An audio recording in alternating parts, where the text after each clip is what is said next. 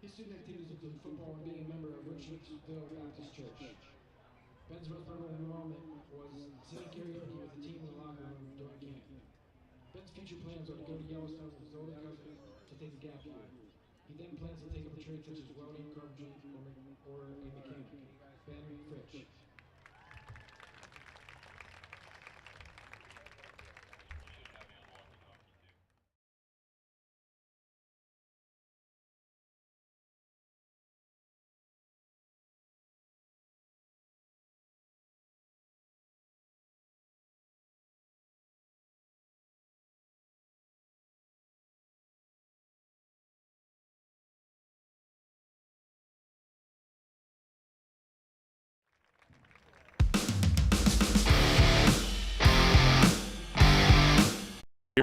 Brookville High School as we get set for this one here tonight. So you're in the seat that the governor had just a week ago. Welcome in here, and I think we're going to have a pretty good run too.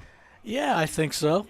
Last time we got together to do this was about 20 years ago, so the seat the governor has left me is there's less padding in it for some reason. I don't understand. It's protruding out to the right and left, and so he didn't leave me a real good seat over here at Brookville. But yeah, it was a tremendous night for football, senior night, and as we're watching right on the field right now, Charlie Krug, number 1, going through senior day festivities without his uniform on, Mike, and picked that up here in pregame. It's like, why is number 1 not dressed? So that's something we're going to take a look at throughout the course of the game here, and who's going to take his position and go from there. But it's just a great night for football.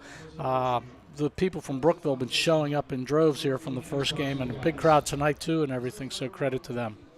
Yes, very much so, and that is going to be a big question mark here in the ball game tonight with Krug out, and we'll see his backup that we saw a few weeks ago was Colgan, is his last name, and we'll see if he will be the choice tonight. I would imagine he would be in this game here against Keystone.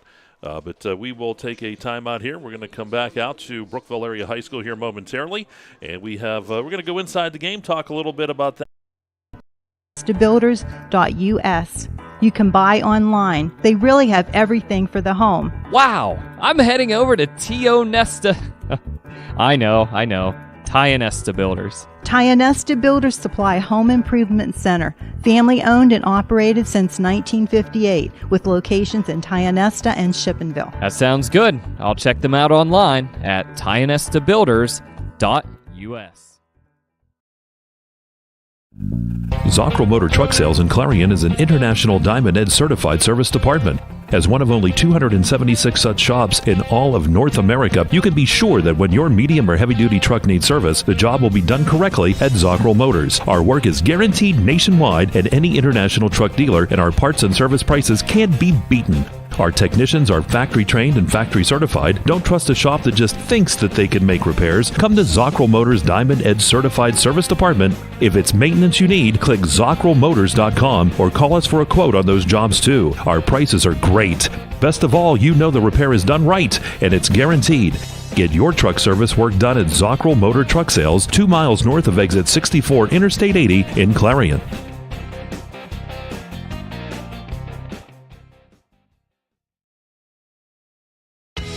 He's on the 30. He's on the 20.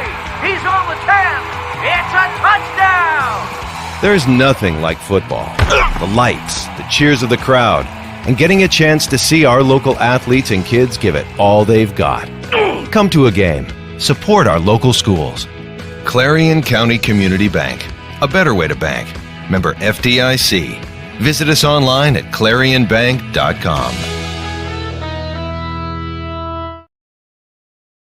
Locally owned and operated, Hager Paving of Strattonville provides a range of services: hot mix asphalt, cold patch asphalt, tar and chipping, and seal coating. Hager Paving's reputation in business is based on customer service, referrals, and your satisfaction. Serving residential, commercial, industrial, and local municipalities throughout Western Pennsylvania, exceptional service, exceptional quality. That's Hager Paving of Strattonville. Call 814-764-5080. That's 814-764-5080 for Hager Paving. Dubrook, a division of M&B Group, is your trusted local ready-mix supplier for residential and commercial projects. Dubrook provides a full line of decorative concrete, as well as concrete supplies, along with a variety of concrete tools and accessories. Dubrook can provide services large or small for residential and commercial projects to contractors or homeowners. Dubrook is here to provide you with options and ideas to make planning your next project simple. Let Dubrook help you with the supplies you need to get the job done. Dubrook is proud to support our local communities with plants in Clarion, Du Bois, St. Mary's, Butler, Evans City, Bradford, and Meadville. Call 1-844-382-7665.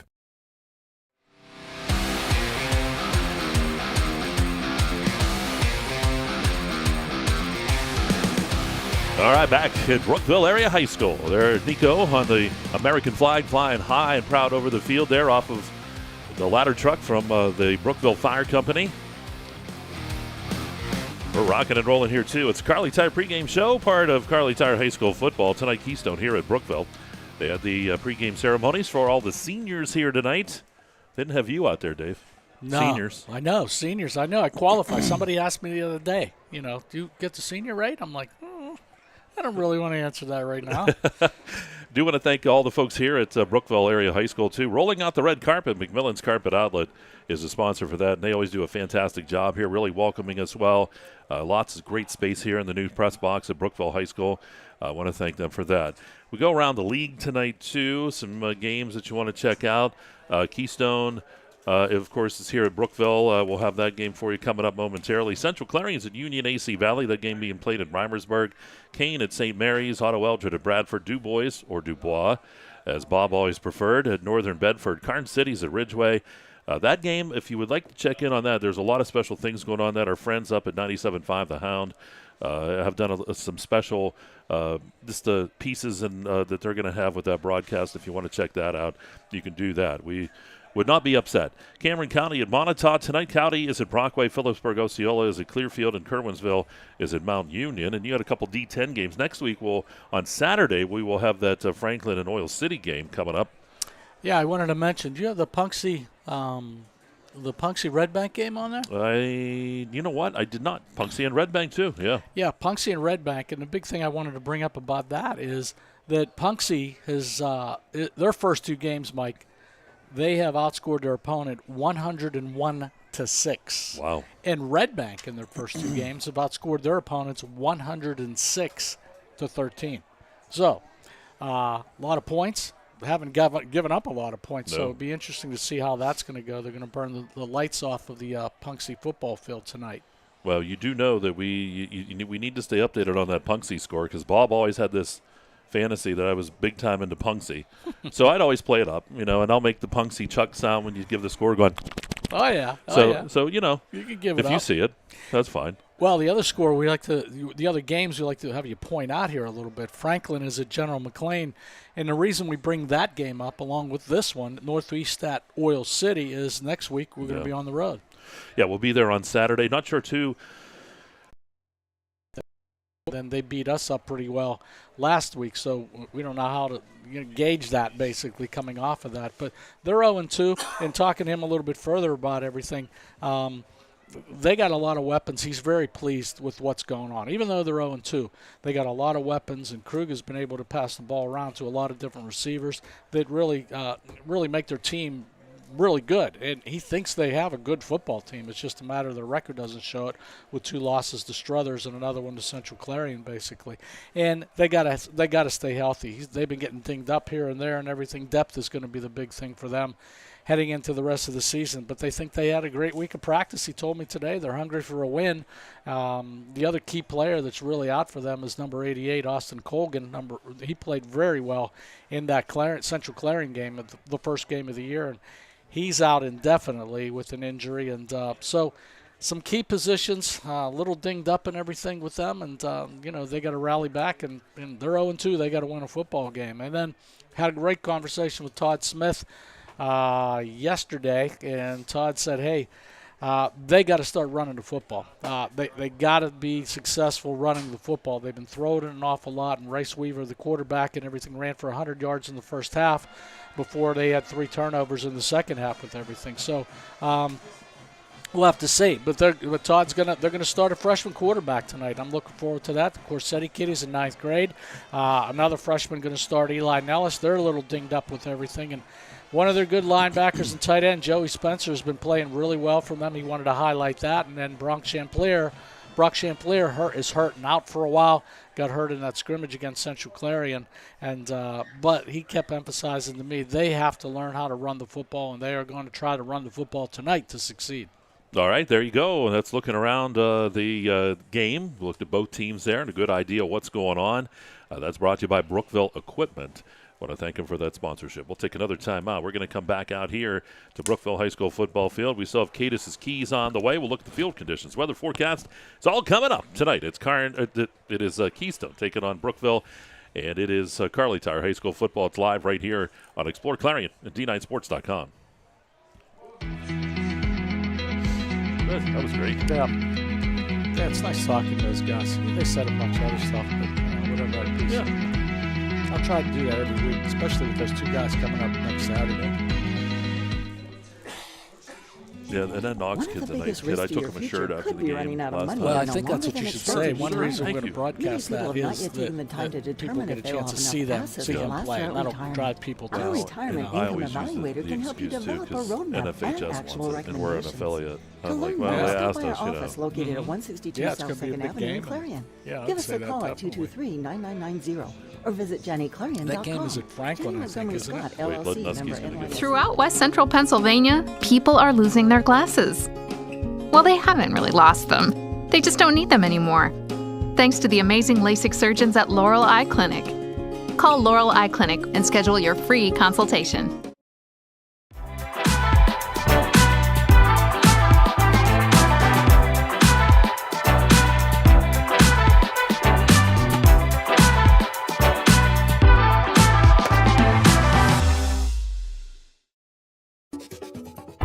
Hey, Julie, nice deck. Did you get that at T.O. Nesta Builder Supply? It's Taya Nesta Builder Supply. And yes, Dave, I did. Wonder if they sell siding and roofing at T.O. Nesta Builder Supply. It's Taya Nesta. And yes, Taya Nesta Builder Supply has that too. Come on, Dave. You've never been there? They have 2 showrooms for anything home improvement. Mom got a custom kitchen there. Bill down the street got the materials for his garage. They have this awesome website, www.tayanestabuilders.us. You can buy online. They really have everything for the home. Wow, I'm heading over to T.O. Nesta. I know. Taya Nesta Builders. Taya Nesta Builders Supply Home Improvement Center. Family owned and operated since 1958 with locations in Taya Nesta and Shippenville. That sounds good. I'll check them out online at tayanestabuilders.us.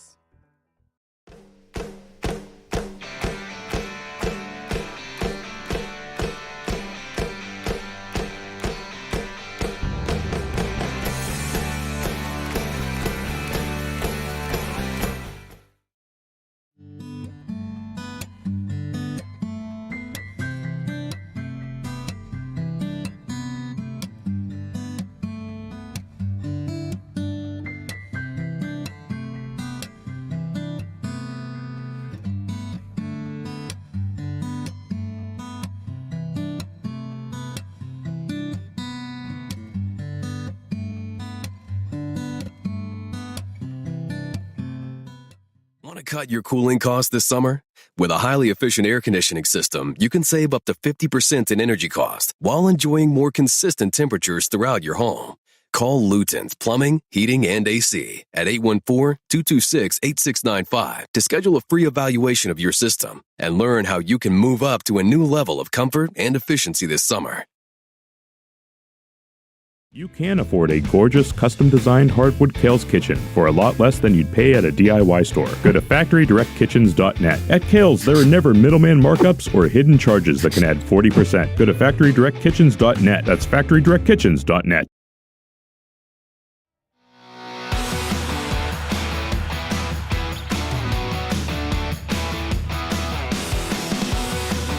All right, here at Brookville High School football field.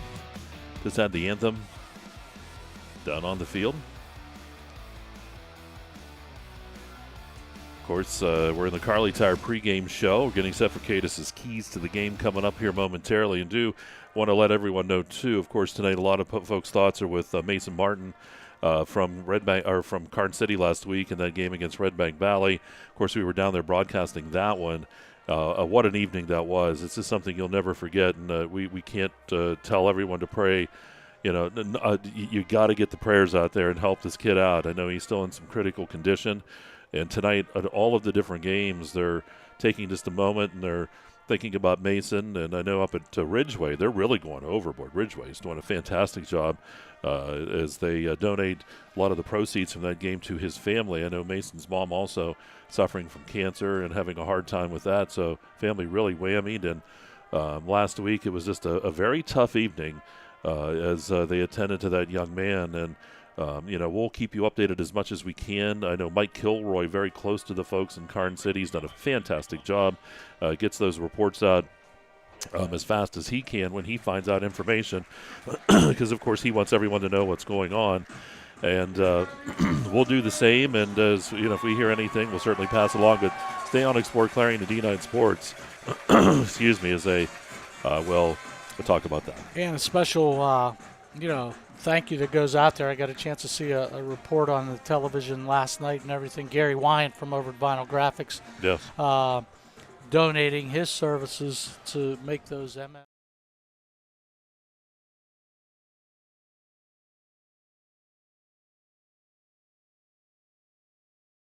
And for him to step up to do something that is really good. And Blaine Gold, the Red Bank coach, too, stepping up to organize some of that. So there's some good people out there. They're trying to do some good things, so credit goes out to both of those guys.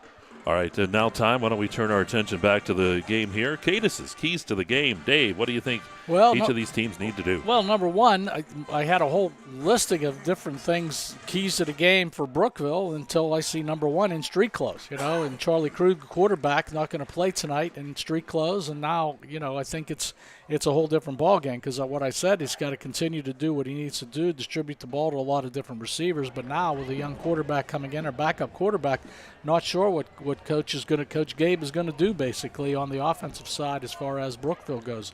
For Keystone, I can't emphasize enough. Coach Smith just kept saying, we need to emphasize some running the ball.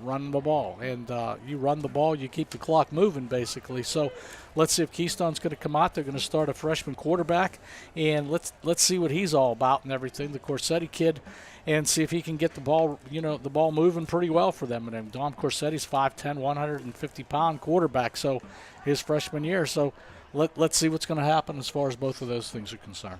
All right, there you go. Excuse me, man. It's one of those nights. Keys to the game. Katis' keys brought to you by Kerle's Kitchens. I want to thank Kerle's Kitchens for that. Field conditions down there look pretty good. You were down on the field earlier, all that rain and stuff last night, but it looked pretty good. Yeah, it looks pretty good. The grass is a little high. I was surprised. It looks shorter up here in the press box. You go down there, and it's still pretty high, but it's in good field condition. That's why I said last week when we were leaving the game, or 2 weeks ago, we left the game, I said, the field's in great shape. It's a shame you got to tear it up and you're going to put turf on it, because it's really nice right now. Yep. Oh, there you go. Field conditions brought to you by Cousin Basil's Restaurant. Here's your weather forecast for tonight. J&J Feeds and Needs and Trailer Sales weather forecast says it will get down to about 63 degrees over here in Brookville, and we'll have some clouds. Maybe, they're just saying maybe a stray storm. But the real field temperature will get down below 60 degrees tonight, finally. We'll start to get some of this fall weather moving in, which we deserve.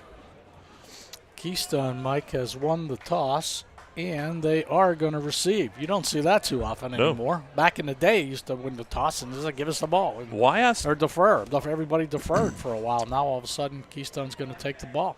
Yeah, last year I asked Randy Cathcart. We were on a game down at Red Bank about that, because him being coaching so long, you too, you were part of coaching staffs at the college for years, and he said, you know what, honestly, he said a lot of times he would want to take the ball because, he goes, there really isn't any, he goes, what usually happens on a drive after halftime? Do teams usually score? And I said, well, I don't know what, he said, there's no advantage, and he looked into all of that.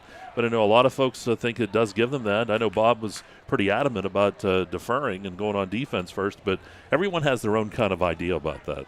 Yeah, I'm on offensive side of the ball. We win the toss. I want the ball. Yeah, more times you touch it, the better opportunity you have to score. Yep. And that's always been my philosophy, and Coach Sobolewski's responsibility. His philosophy too. We'd always take the ball. No matter, our kids. So number one, because kids go out there for the coin toss, they don't know which way to stand and should they defer or what. If we win the toss, take the ball. It's always said. Well, I was going to ask you too about what did Coach Gene Sobolewski do, because but you did, and you jumped right into it. Didn't even have to ask. Log and hop back deep for Keystone. Stephen Plyler to kick things off, sends it down the field, get a roll around, going to be picked up by Keth, but it goes out of bounds. Keystone, we'll see if they elect us to take it at the 35-yard line. I believe that's what they're going to do. Yeah, I think they'll look like Coach Smith's not even. I don't know. He's looking over. I don't know if he's made a decision. Referee's talking to him. Still haven't made a definitive decision. We're going to find out by the ref. Yep, that's where they're going to take it. Kickoff brought to you by Penn State Du Bois. First quarter coming up here, and this is a Clarion VNA first quarter. Glad you can be with us here tonight on the YT Media Network. Explore Sports, D9 Sports, and exploreClarion.com. Here's the handoff over the right side. There goes Weaver with the football, and he's going to get nice positive yardage. He'll take it for about 4 yards up near the 39-yard line. Second down here and about 6. A nice little gain by Weaver just around the right side. You're starting a freshman quarterback, Don Corsetti, 5'10", 150, ninth grader. You remember what you were doing in ninth grade? I don't know. I mean, you're playing against, 14, 15-year-olds against 18-year-olds right now. Yeah. And give him something easy to handle and a pretty good first call there. Corsetti gives it to Weaver again. Weaver's got room to the left side, but he's going to be stopped. He'll get about 3. Ball to about the 42-yard line. Third down here, and it's along 2, almost 3 yards is what he's going to need. No, it's 3.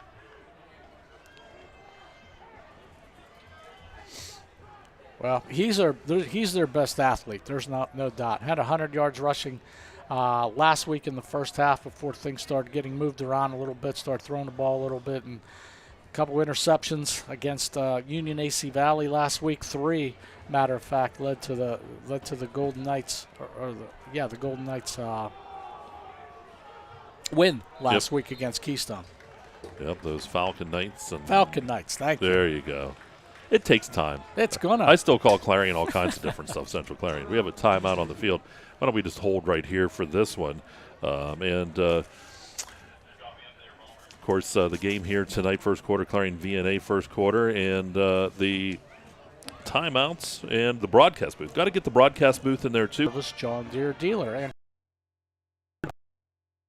Cuff turns them in and out of there really quick. They're down to 3 here for the Panthers. They work from the 42-yard line of Keystone. That's Weaver working out of the quarterback position, but he's going to be hit and dropped on the play. I believe back there to get to him was Hayden Freeman. Good defensive stand. No, that was not Friedman. I want to get the right guys here. That's 52. That's Gavin Hanna. And on the tackle, good job by him. That tackle for loss of 3 yards back to the 39. So 4th down. Let's see who is back there. Keth's the punter. Shrews is the up man. There's the punt. And that is going to be taken by Pete. Pete's got wheels. Here's a flag, though. It's going to probably come back. Pete up around midfield. Stays in bounds. Down to the 20, to the 15, to the 10, to the 5, and into the end zone. But the flag all the way back at the 28-yard line. Well, 2 flags up, actually. There's a flag back on the 28-yard line, and I think there's a flag out here near the 40 somewhere. There was a definite block in the back here around the 40-yard line, so let's see what we got. We got both of them here. And Pete, known for running that football back, ran one back against Central Clarion in the first game of the year. Again, penalties brought to you by Red Bank Chevrolet. Don't make a penalty on your next new car or truck. You get down there, the Red Bank Chevrolet. And as my buddies say, there's the flag there at the 48-yard line. Would say, wouldn't you start to learn to not to kick the ball to that guy? When are you going to start learning not to kick the ball to that Keth kid? Pretty good one, or the Pete kid, basically. Pete, he's good. He's a big kid too.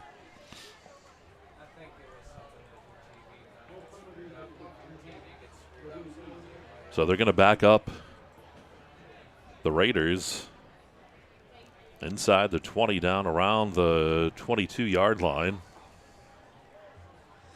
That's going to be inside the 20. That's down around the 18-yard line. So that's where they will start.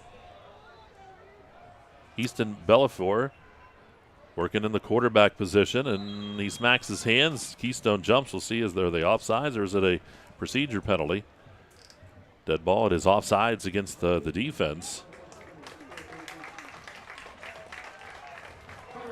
Belfiore in that quarterback position. We weren't sure who we would see get the start, if it would be Colgan. We saw him earlier against Central Clarion.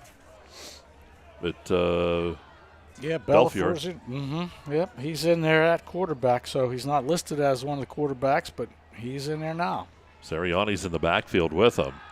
Bellafiore looks to throw, fires that football downfield, and it's just a little bit too high for his intended receiver. Coming up was Jack Pete, the intended receiver. Good coverage at that time by Jared Schrewers. Yep, they just a little bit tailed that ball towards the Brookville sideline that time. Got to get it down a little bit. He's got to be nervous too. Just out there for his first time, I believe, on the year. Belfiore working here. Second down and about 5. He'll draw right up the middle. That's Sariani carrying the football. That's a first down as he takes that football out near the 34-yard line. That's a gain of 9 yards. And they're going to move the chains for the first down. Sirianni got some action against Clarion earlier in the year, too, in the first game of the year, so liked his running style a good bit. Trips out to the right. You see that single receiver over here. Pete's on the left side. Belfiore's going to go right back to the running game. And, boy, here's Sariani banging off tacklers. Across the 40, 45, and then out of bounds. We'll say he stepped out at the 44-yard line. And that's enough for a first down. That's 10 yards. Yeah, good running and good blocking on that left side of the Brookville Raiders offensive line. Freeing Sirianni up a little bit. Just straight ahead, hard running. And Coach Gabe from Brookville said the same thing. He's their hard-nosed runner. The other kid is a little bit more shifty type of runner in that backfield. Belfour in the shotgun. He's got Sariani sidecar right. 9:02, clock rolling here. Clarion VNA first quarter. No score yet. Sariani getting stood up at that line of scrimmage, driven backwards, and he's going to actually lean forward and get a yard out of it. Not sure how he did that. And it looks like we have a pretty good idea with Bellafour back there at quarterback and Sirianni in the backfield. We're going to get a strong dose of Sirianni tonight, it looks like. Caden Rex in there, one of the initial tacklers. Sirianni, 11th grader. Belfiore tried to get it to Pete on that left side. He was running just a little slant back to the quarterback, and it falls incomplete. So third down here and 9. Yeah, good play call. Looking to set something up there, but Keystone reading it pretty well on that right side in front of the Brookville bench that time. Third and long brought to you by Luton's Plumbing, Heating, and Air Conditioning. It's third and long here for the Raiders now. It's third down and 9. They work from their own 46-yard line. Belfiore works out of the shotgun position. Here comes Keystone. Good protection, though. Lots of time to throw across the middle of the field, and is it picked off? It is going to be intercepted. And picking that off, I believe it was Elijah Will. Yeah, Elijah Will, number 57. Nice job. Threw that into traffic. He was double covered. Yeah, good job by Will just stepping up from the linebacker position. Looked like Keystone was in a little bit set up of a blitz. They sent one guy, and Will just sat back there and really picked Bellafiori's pocket that time. And good catch, good interception, and good return out to the 45-yard line, and that's where Keystone starts. Well, here's Corsetti, the freshman quarterback. New set of downs from the 45. Going to hand that off, and that's Henry with the carry. Henry with the first down and more. There's Henry across midfield, 40 and out of bounds on the far side at about the 35-yard line.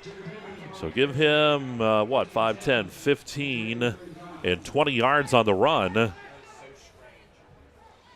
Yeah, good play call. They're having some success around that left side. Once again, I like the fact he's not making Corsetti do anything crazy. He's just going to try to hand that football off. And Henry with a big run that time.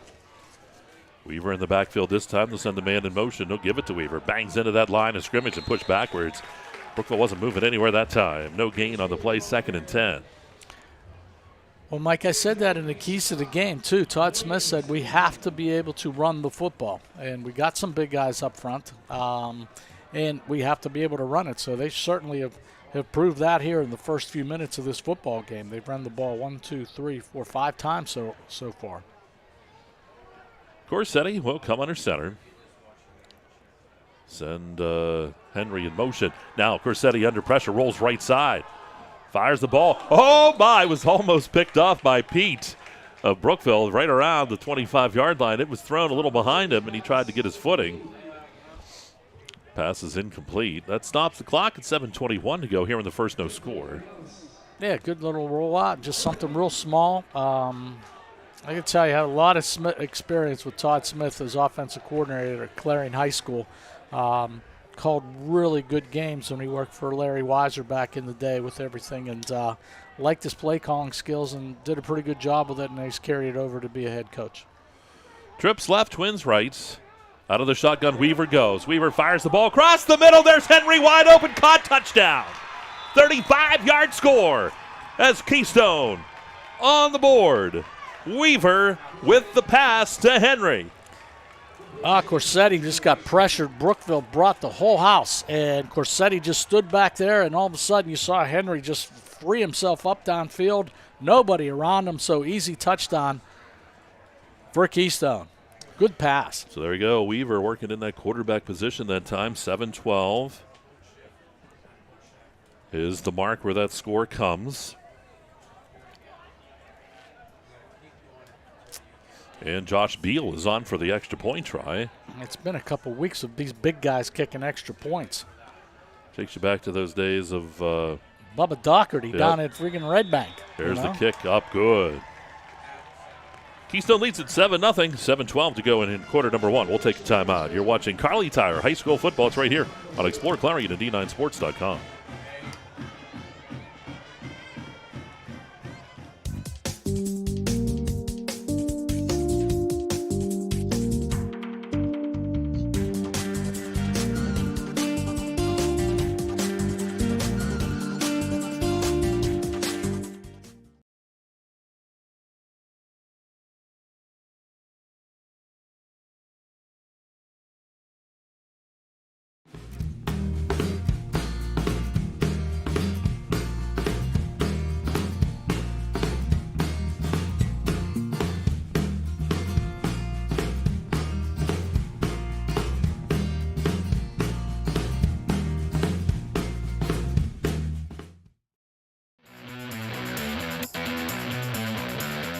All right, back at Brookville. Keystone on the board first here, 7-0.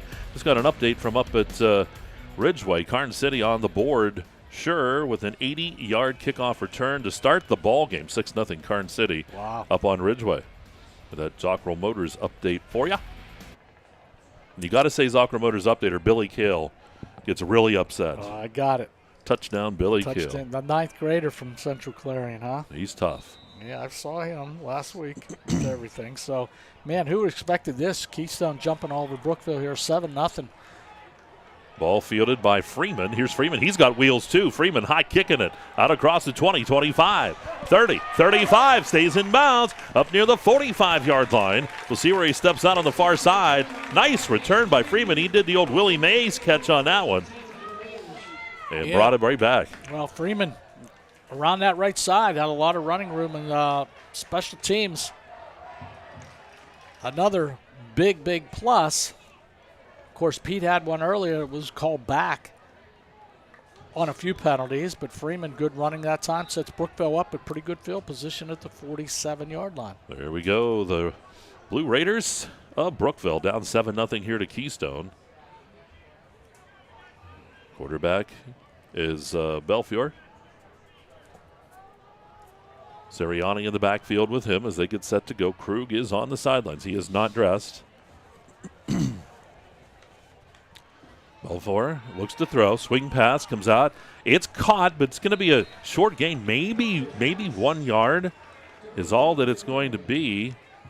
That pass was completed to Dante Mori. Yeah, Mike, we didn't see him the first game too much, so Dante Mori, nice little reception for him right there.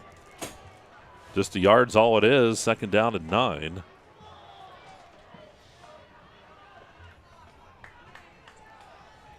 Belfort hands that to Sirianni over the right side. Leans forward. The ball came out after he was down. He's going to end up picking up about 3 yards. It sets up a third down here and still about 5. And on the tackle that time for the Panthers was Elijah Will. Yeah, he's having a good game so far. Has an interception and that tackle. Anchoring that base of that Keystone defense right now. Belfort looks to throw under pressure from behind. Rolls right side, leans forward. He gets close to first down yardage. He needed 5. I think he's going to come up shy. He'll get 4. Sets up a 4th down here and 1. I imagine the offense is going to stay out there for Brookville here. Yeah, they'll have the ball at the 45-yard line, and I think as the game goes on, Bellafiore's starting to get a little bit more comfortable just throwing the ball, and that time keeping it and running it and starting to get the feel of the game a little bit at that quarterback position. Belfort ready to go here, 4th down and 1. Ball sitting at the 44 of Keystone. Back to the hands at Sirianni, weaving his way down the middle, breaking tackles inside the 30 and down to the 28, maybe the 27-yard line. Pickup of about 18, Mike, so just a big hole over that Keystone defense. And Sirianni just busted it up for another first down. Brookville's going to pick up the pace a little bit here. Ball resting at the 26-yard line, just shy of the Dubrook red zone here. Belfiore ready to go in the shotgun. Sirianni again joins him in the backfield. And clock. Have a clock issue here.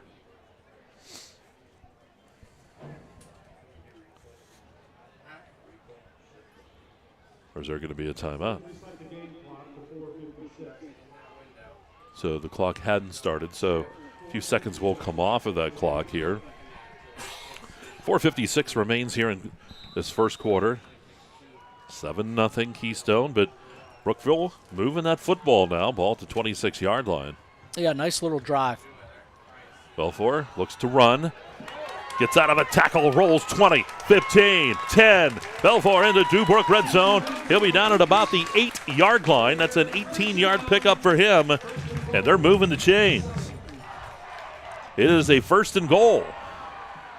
Yeah, it's like I said, Belfiore just starting to get a little more comfortable, decided to tuck it and run.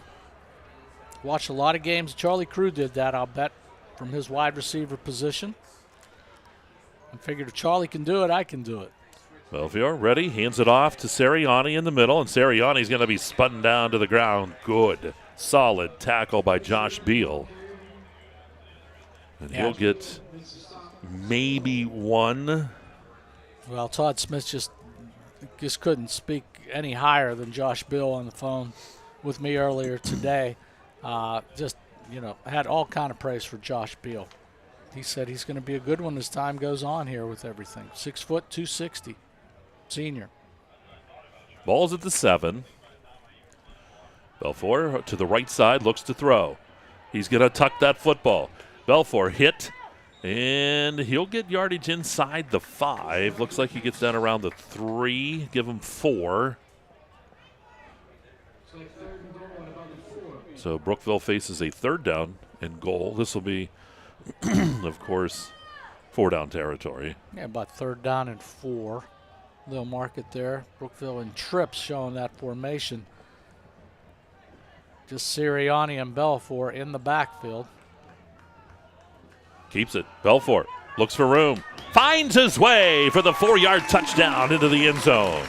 Belfort gets Brookville on the board as they look to try to tie it up here with 3:08 to go in this first. Well, Easton Belfort just, and that'll make the margin. Guys on the scoreboard a little slow here and everything. There's the 6 points up on the board. Brookville having some special teams problems. Plyler's on for the extra point try. Stephen Plyler. Here's the kick. It's on the way. The kick is high, long, and that kick is good. 3:08 to go here in quarter number 1. We got a knotted game here, 7-7. Keystone and Brookville will take a timeout, and you are watching Kerle Tire High School football right here on Explore Clarion and D9Sports.com.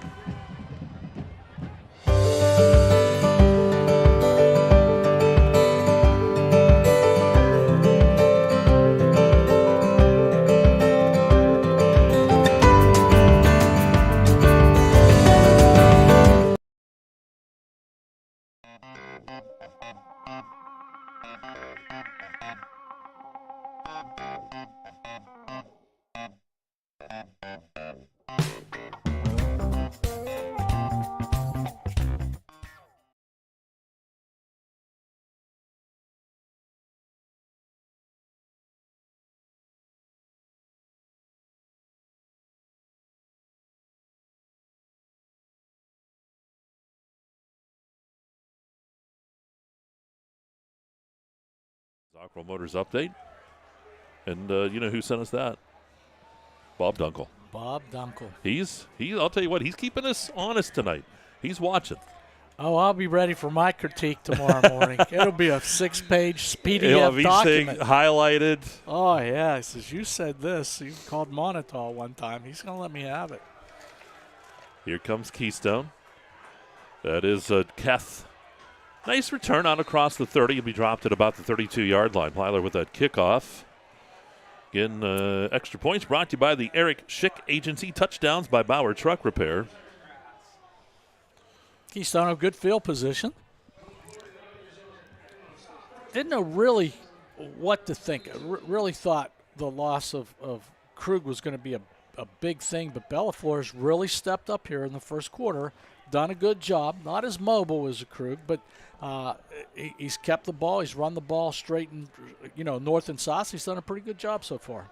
Corsetti sent Keth in motion, but then handed the football off right up the gut. It goes. And getting up, I believe, carrying the ball was Eli Nellis. He's only going to get one out to the 33-yard line. So Nellis gets 1 yard. That's his first carry of the night. Another freshman for Todd Smith's Keystone team. Well, it means in 3 years he's got a lot of seniors. yeah. If he can all keep them out there and keep them interested in football, that's a big thing. Corsetti looks to throw. Good protection. Fires. Looking to the right side. And a battle for the ball. It's going to be knocked away. Good defensive position. That time by Sam Krug to knock that ball away. Intended receiver was Slogenhop. Slogenhop's been good, too, here for Keystone early part of the season. Yes. Without a doubt. Nice little throw by Corsetti that time. Just wasn't there. Now, you'll see this in downs that are long or third downs. Weaver is going to come back in at the quarterback position. They're going to send Corsetti out as a receiver. Here's Weaver, who had the touchdown pass earlier. Looks to throw again. Little screen left side. Corsetti right up the middle. Boy, Corsetti's rocked as he tried to cross the middle. Pete on the big tackle. He's only going to pick up about 4 yards, maybe 5. Give him 5, but it's 4th down and still 4. And we'll see the punt team come on here for Keystone. Keth does the punting. Pete will go back deep, and I would keep this as far away from Pete as you could go. He's got some wheels. Reminds me of Tyler in his younger days.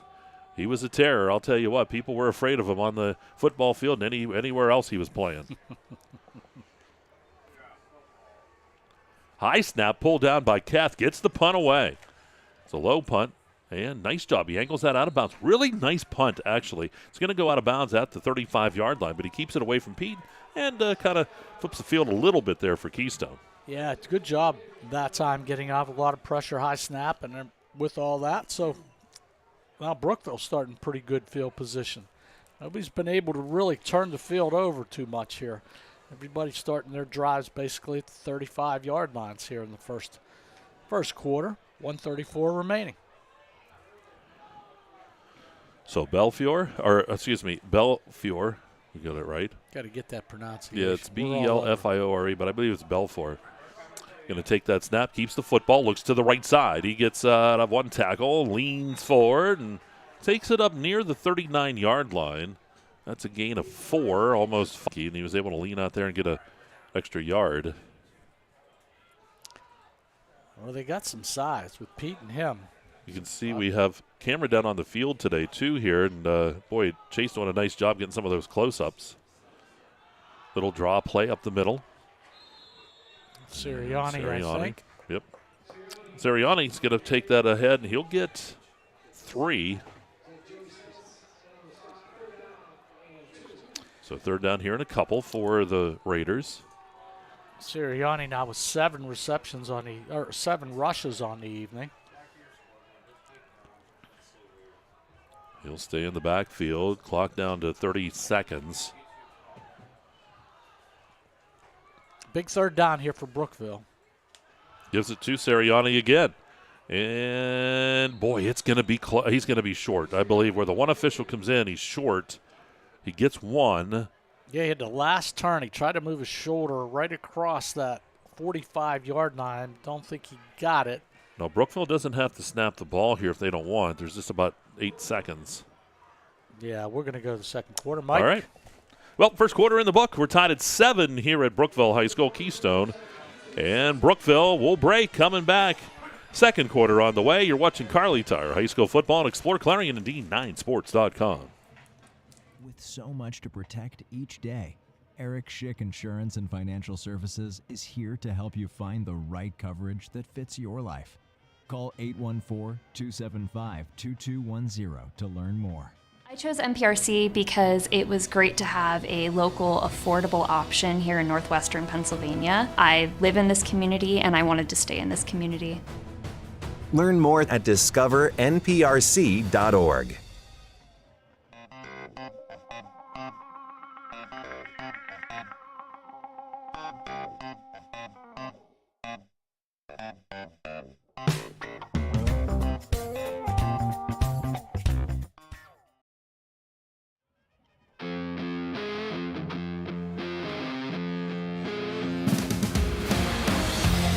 All right, we go quarter number 2, Hager Paving second quarter here on Explore Clarion D9 Sports. Kerle Tire High School football 7-7. We're tied after 1. Cook Zockrell Motors update. Ridgeway up 7-6 at the end of 1 on Karn City. Red Bank up, 21-7 now on Punxsy. 21-7 on Punxsy, yeah. And could I just add that these Luden's Wild Cherry cough drops are you like them? Bomb. Well, we'll have them all year for you, Dave. I keep them in the bag. Mr. Katis coming off a 3-day just cough like crazy. And they have done a great job. I'm writing a letter to the company immediately after the broadcast. Short, 4th and 1. Belfort keeps it, leans forward. He's got it. He's going to take that football ahead. He'll get a full yard out of it as he crosses the 45 up near the 46-yard line. As we start quarter number 2. Great night here at Brookville High School. This will be the last home game for Brookville this season on this turf. They are getting artificial turf installed. They have the new press box here already, the artificial turf, the LED lighting. Really, really nice facility here at Brookville. Yeah, Dave Osborne, the athletic director, got a chance to know him for many, many years, doing a great job here. Belfort, pass down the left side, fight for the ball, and it's juggled and knocked away, but good defense that time. Give credit where credit's due to knock that ball away from Pete. That's Drew Slogenhop, number 20 back there, doing a pretty good job. In some man coverage over there, knocked the football away. So second down, 10. Well, they're letting Belfort try to, throw it around a little bit. That's his 6th attempt for 6 yards. So not Charlie Krug back there, but he's managing the game pretty well for Brookville. Belfour hands it off. Sirianni gets the carry. Sirianni's going to get a couple. Takes it up near the 47, maybe 48-yard line. So, yep, that's just 2. 3rd down here and 7. Almost 8. I know. We're trying to we'll have some stats for you coming up at halftime. And unofficial, can we say unofficial well, stats? Bob always did, but I'll tell you what, Bob would be impressed. You're doing a nice job over there. Yeah, but I haven't added them all up yet. That's going to be the challenge. We're both communication majors, not good in math. Well, Bob was too, but he was just money hungry, so he knows numbers well. Here's the pass. Throw behind the intended receiver. It's going to be incomplete. That receiver was Sam Krug, and on 4th down, we'll have the punt team coming on here for Brookville. Riley Payne on to punt.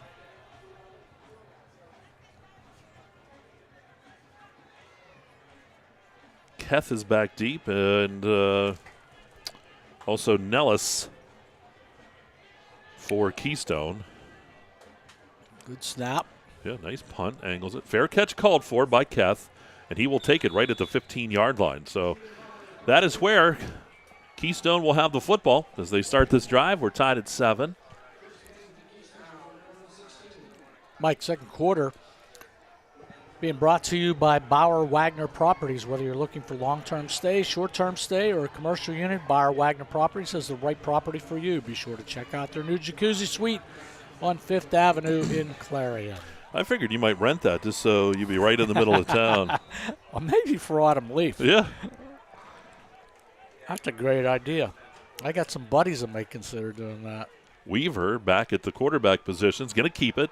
Here's Weaver, then pitches it out, spinning around, running with that football. That's Nellis. Nellis takes it ahead out near the 25-yard line. Looks like he's going to come down about a yard shy of the 1st down marker. It'll be 2nd down and 1. Good run. Yeah, pick up about 8 on that play for Nellis. Eli Nellis, that is. 5'10", 140. Not Ken. Not Ken. The AD over Dubush. Yeah, Ken's much older. Eli's 5'10", 140. They must have weighed him with a brick in his back pocket. Looking to throw. Weaver fires.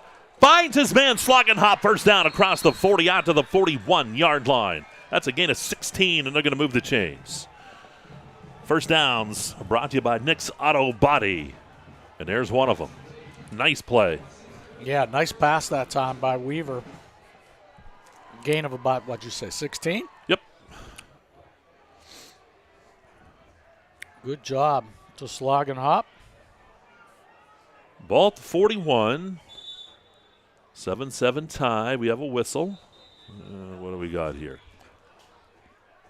Officials. It's always the guy with the clock coming in. Clock issues here again. 9:36. We're not starting the clock. Yep. That's the thing. So. Well, they're keeping it. It's all right. Right on that. We don't get too crazy about any of that stuff, do we? No. We let that up to other people with the clock. Handoff. Weaver over the right side. Corsetti was in there and handed it off. Banging his way. Still on his feet. 1st down. He'll take that for about 12 yards across midfield and down to the 48-yard line of Brookville. Boy, Keystone really coming on. They're playing well. Well, Rice Weaver, pretty good. 6 foot, 5'8", or 5'8", 185. Using that body and a little bit of speed. And Coach Smith had a lot of good things to say about him on the phone this afternoon, too. And doing a pretty good job. I think Brookville's going to call timeout, Mike. They are going to call timeout. We'll take a timeout as well. 9:07 to go here in quarter number 2. We're tied at 7, Brookville and Keystone, and you're watching Kerle Tire High School Football on exploreClarion.com. Are you ready to boost your team spirit? Look no further than shopteamwear.com, your one-stop destination for all your school and team apparel needs. We've got you covered whether you're a die-hard fan searching for the latest gear or aiming to fundraise for your team. And here's the best part, you're in control. Choose the products and prices that work for you. Discover the ultimate apparel shopping and fundraising experience at shopteamwear.com. It's time to gear up, fundraise with ease, and make a statement together. Boost your team spirit, empower your community. Shopteamwear.com, where passion meets fashion. All right, here at Brookville Area High School. Timeout by Brookville here. A big play for Keystone, setting them up with the first down at the 48-yard line of the Raiders. We're tied at 7 here in this Hager Paving seconds. I was looking up in the field there. Usually we get some deer coming out and stuff, but not tonight. I know. I've been looking. I thought up far left up there might be a couple. I don't know. Usually Nico gets kind of crazy if he sees deer and you see the camera go up to I heard Tyler say, focus in on them deer up there. So Lucinda guy. They have a perpetual hunting license. It's all year. Oh, I'm from the city, man. I'd be saying focus in on that bus, Penalty flag. What is it? Illegal substitution, maybe? I don't know what he's got here. Yep. It goes against Keystone. That'll back them up 5. Might have 12 guys in on the offense that time, it looked like. It's a Red Bank Chevrolet penalty. Backs them up 5. Sets up a 1st and 15 from the 47-yard line. Oh, those little things drive Coach Smith crazy. I do know that.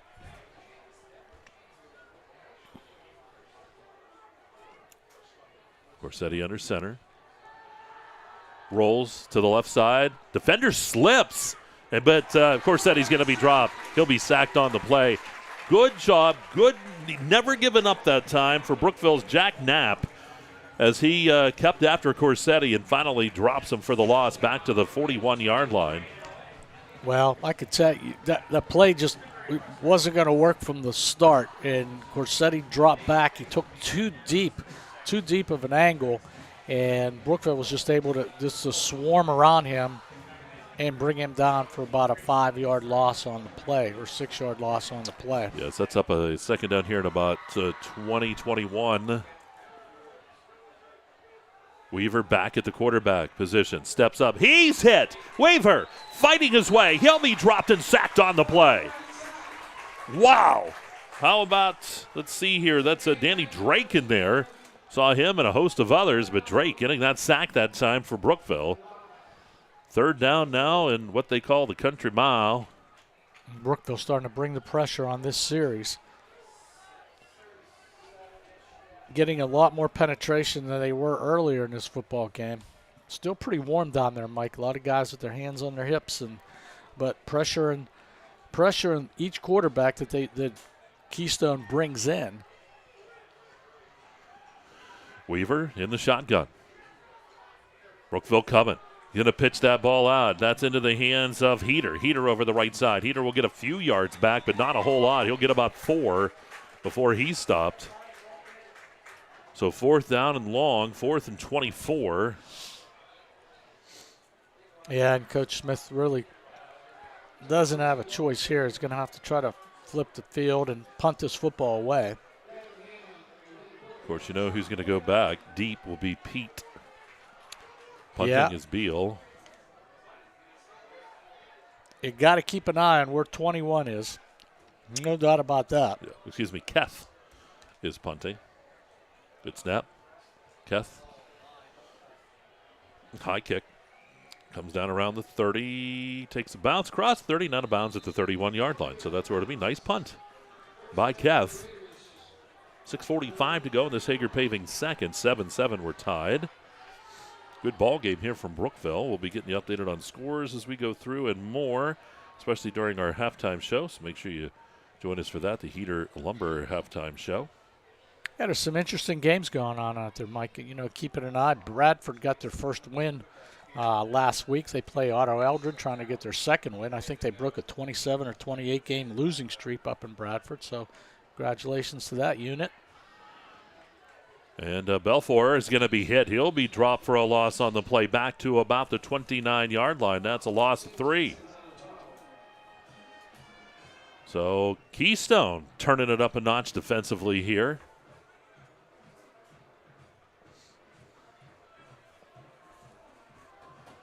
Second down and about 12. They're going to say officially a loss of 2. Belfour and Keystone, I think, is going to come across the line. So Brookville will get a few yards back on this one. So we'll set up a second down and 7.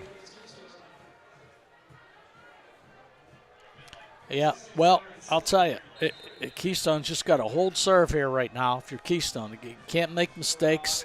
You still got to pressure that quarterback because you're playing a pretty good football game and you're in it right now, and you just can't make those type of mistakes. Belfour looks to throw, pumps once, fires wide open down the right side. It is caught. Now it's a foot race. That's Krug. Krug is going to take that football into the end zone. That'll go 69 yards for the touchdown. Belfour to Krug, 69 yards. Well, pretty good job by Belfour. Waited and waited and waited, and all of a sudden, number 3 just came wide open down here at the 30-yard line, and he threw a really, really nice pass down here around the right side. Keystone was really beat on the coverage and takes it in 69 yards for that touchdown. Just got done saying that, Mike. They got to hold tight and everything, and then 69 yards later, Brookville adds a touchdown. Here's Plyler for the extra point try. The kick is up. The kick is long and good. 5:51 to go. Here in quarter number 2, we'll take a timeout. It is now 14-7 in favor of the Raiders, and you're watching Kerle Tire High School football on exploreClarion and D9Sports.com.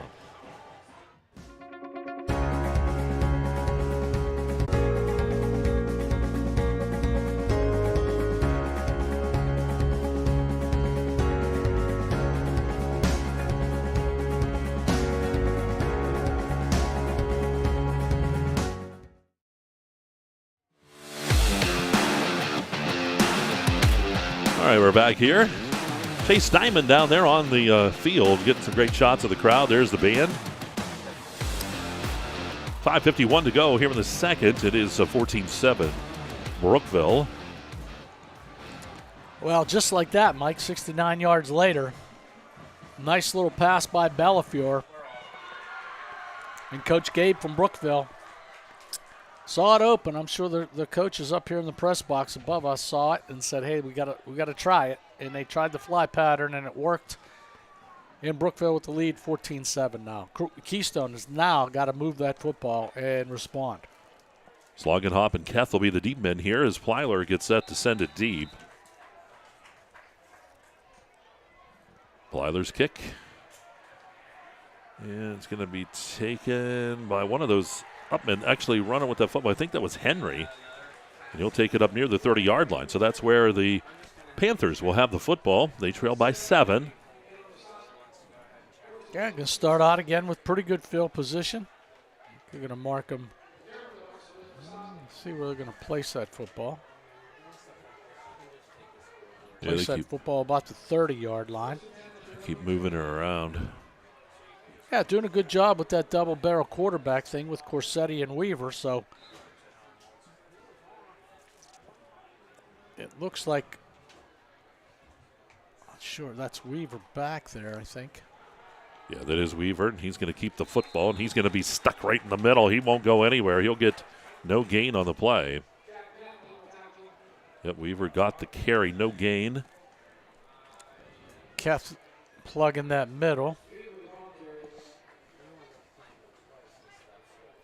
Kerwinsville and Mount Union tied up at 8 apiece. Aqua Motors, quick update for you. Red Bank Valley still up on Punxsutawney 21-7. Well, they're keeping the clock moving, but we got to, Keystone's got to pick up a few first downs here. Corsetti looks to throw, pumps once, fires. He's got his man. Shy of first down yardage, and he's going to find Slogenhub up near the 40-yard line. That'll be a gain of about 8, almost 9. So 3rd and 1 would be a gain of 9. Yep. Corsetti throwing, that's his 4th attempt on the evening. He only thrown the ball 4 times. That was probably his best pass, too. He was right on the money. That's the first one for positive yardage, actually, +9. So he's that close. They're going to measure it. I don't know. He may have it. Wow. That's crazy because it looked like it was the first time from here, didn't it? Oh, he had the chain. Well, it must just be like inches. One of the links in the chain is all it must be. Gonna need that note card to put down there between the ball and the chain. Gene Steratore. Remember that was an NFL game? He went down there, measured, put out a card to see if the card hit the ball. Need 1 yard. Well, they're going to get it. Good push by that offensive line. There's first down. And again, first downs. There are Nick's Auto Body first downs here. So he gains a full yard. Ball's at the 42. Keystone trails by 7. Ball pitched back. And running with that football was Weaver that time, and he's going to be dropped. He'll get maybe 3 near the 45. Second down, they're going to say really it's closer to 2. He's just shy of that 30. They'll mark him shy of it at the 44. Well, I'm sure Keystone really wants to just keep doing it and running it and running it and running it. So maybe one of these is going to pop somewhere because they've held Weaver in check. You know, he really hasn't had a long run over 7 yards tonight. But I think Todd Smith probably thinks, hey, we can just keep pounding it, and he's going to break one of these eventually. Here's Weaver again on the right side. This time he'll be drugged down. Nothing there, not much at all. And he may get 1 to the 45. So 3rd down here and a long 7. Yeah, have to be careful here. 3rd and 7, 3:31 remaining in the first half. Not sure what we got going here. A lot of substitutions here. And this is usually where you'll see Weaver draw back in the quarterback position. A lot of confusion with substitutions here. Brookville sending people in. I'm sure this back judge is going to count and see if we have enough on the field here. Yeah, I believe Weaver's right back there at the quarterback position here as we go 3rd down and 7. Sends the man in motion right to left. Ball dumped downfield. It is caught out around midfield. Good hit by Pete, but the catch is going to be brought in by Eli Nellis. So it's a gain of about 5. They still need 2. The ball resting just across the 50-yard line. They need the 48. That's just a freshman rolling, right-handed quarterback rolling left and trying to get that ball out there on a dart, but you can't throw it that young. Made the completion, shy of first down. Let's see what they're going to do here. Yeah, here's Corsetti back in at quarterback. 2 timeouts remaining by Coach Smith, and there he called one right there. They'll use a timeout here. 2:26 to go here in the quarter. We'll break as well. 14-7, Brookville leads Keystone, and you're watching Kerle Tire High School football on exploreClarion and D9Sports.com.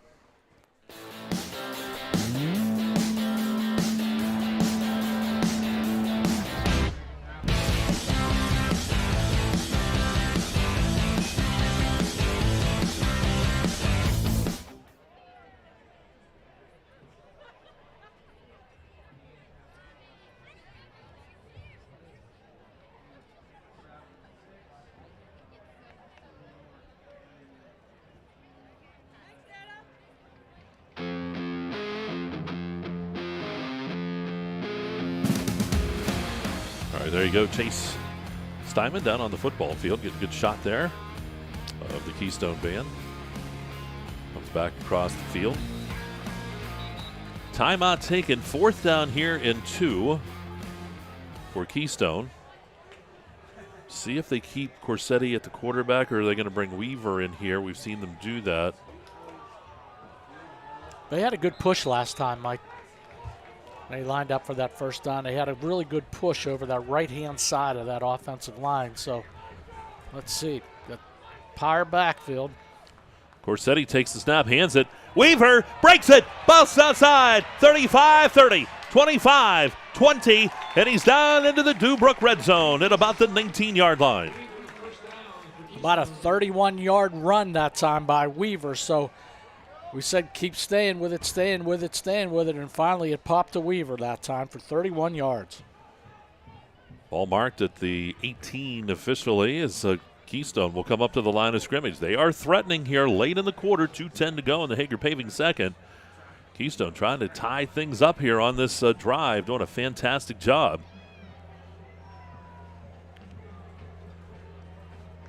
Man in motion. They're going to hand that football off on that jet sweep. Running with that football is Henry, and Henry will take it down to about the 14-yard line. Give him 4. Boy, what a great job by Elijah Will on that time, leading that play, coming down, taking 2 Brookville Raiders out of the play that time. So, wow, what a good block. Coach Smith's gonna love that on the film when they take a look at it on Sunday. Ball to 14-yard line for Saturday, I guess. They're gonna wait till Saturday. They'll be watching the film tonight at midnight. Probably. Corsetti under center is going to give that to Weaver. Here's Weaver looking for room over the right side. Not a lot that time. Ball came out. Brookville says they have it. They're pointing. The white hat said he was down. And they're going to, oh, wow. So it will stay Keystone football. Quick updated score, Mike. Central Clarion 14, Union AC Valley 0 in the mid-second quarter. And Red Bank Valley 28, Punxsutawney 14 with 6:13 left in the third quarter. The Chucks. Or second quarter. The Chucks. Not Chucks. Ball to 14. Third down. Looking to throw. And the pass is going to be, is it intercepted? Was he in bounds? No, they're going to say he was out of bounds on that far side. Corsetti just kind of threw it up there, and that's a good one, too. Young quarterback like that, you want to get that through his head. Throw it nowhere where anybody's going to even look at it. And he took a pretty good shot, too, after he released that football, too. But, yeah, you just can't throw it up there. That's the thing. That'll be a good teaching moment for him on the film. Say, listen, you get over there, throw it to the locker room or the concession stand. That's right. See if you can take out 3 people out there waiting for hot dogs. But don't throw it to the other team. Ball to 14. You got the ball down deep here, 14-yard line, 35 seconds remaining. Keystone really needs to come away with some points here just to get that momentum coming in. You've driven the ball all the way down from the 30-yard line all the way down to the 14. You've done a lot of good things. Let's see if they can put it in the end zone, and let's see if the Raiders can hold them. Weaver's going to step in as, nope, they're going to, there he is. Scorsetti's right there, going to get under center. Weaver will jot him behind him. They're going to send Keth in motion. Quick throw to Keth. Keth is going to option. Man in the end zone. It is going to be picked off, though. He had a receiver, but it's intercepted by Pete. Here's Pete. High stepping it. 25, 30, 35, 40. And out across the 45-yard line. Oh, my. I'll tell you what, Keth had Joey Spence wide open in the end zone, but the pass comes up short. Pete comes up with the interception. You just got to have a little more mustard on it and throw it to the corner of the end zone. He had a touchdown right there. Good play call by Coach Smith. It's just the execution wasn't there. It was there, but just not well executed that time on the pass to the end zone. Belfour working in the shotgun, 21 seconds. We'll see what Brookville decides to do here. They lead by 7. Belfour steps up, fires that football across the middle of the field. It's tipped and it goes incomplete. Threw that into a lot of traffic to Pete. Henry down there and Nellis to break things up. Well, I'll tell you, I'm not surprised with the call down here towards the end zone, Mike. Coach Smith has a history of making those type of calls, and it was a great call. Just the execution of it falls a little bit short. 15 seconds. Quick pass, slant in, and with that football, running with that football, still on his feet is Freeman. Freeman with wheels takes it all the way down to the 30-yard line. So that's a gain of about 22.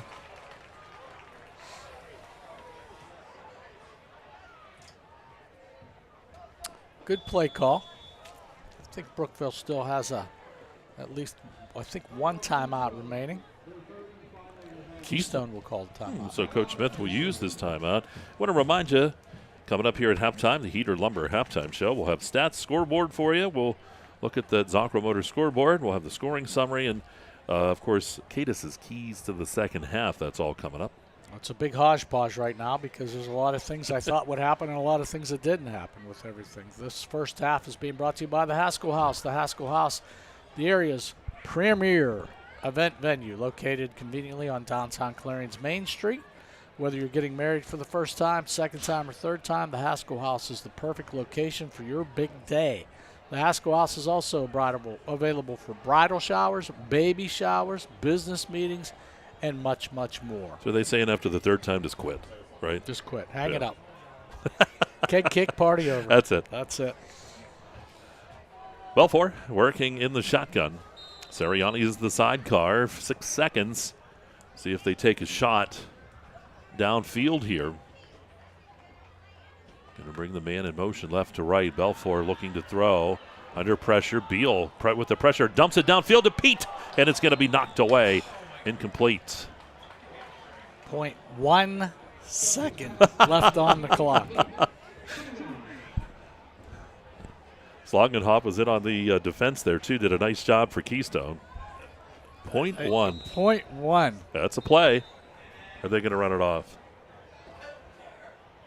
Is that it? I think not. I think Brookville's timeout. got a timeout. Well, we're going to talk about That's it. You know, I'm looking down behind my head here at the scoreboard operator. Do you remember? Oh, this is years ago. We were at East Stroudsburg. Everything. It was at night. Yes. And there was an old man running the clock, and he kept yeah. falling. He would fall asleep at the clock. They played me over to play. He'd be running, and people were yelling. And this time they must have been really paying attention because it bam, he 1 was second. really out too, because those are the days that you could go all the way out east and play a 7 o'clock game. Now they won't let you play at 7. You got to play at 6 for the welfare of the student athlete. But yeah, it got to be 9:30, 9:45, and the guy was like, I remember that, man. He was like just falling asleep in the chair. It's like, hey buddy, wake up! We got like 7 minutes left in the game here. David take off his headset, dude. Play's over. Like, hey man, stop the clock! Stop the clock! We'd be yelling like crazy. That's right, man. It's funny you remembered that. Holy smokes! Yeah, some of my memory's still there. Some of it isn't.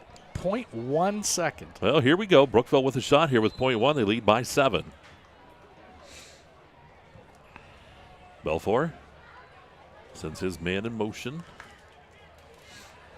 He's got to get it to the end zone. Fires it down across the middle. It's caught by Pete, and it's a touchdown. Oh, my goodness. Wow. Good throw by Belfour. 29-yard touchdown. Oh, man, Pete wide open.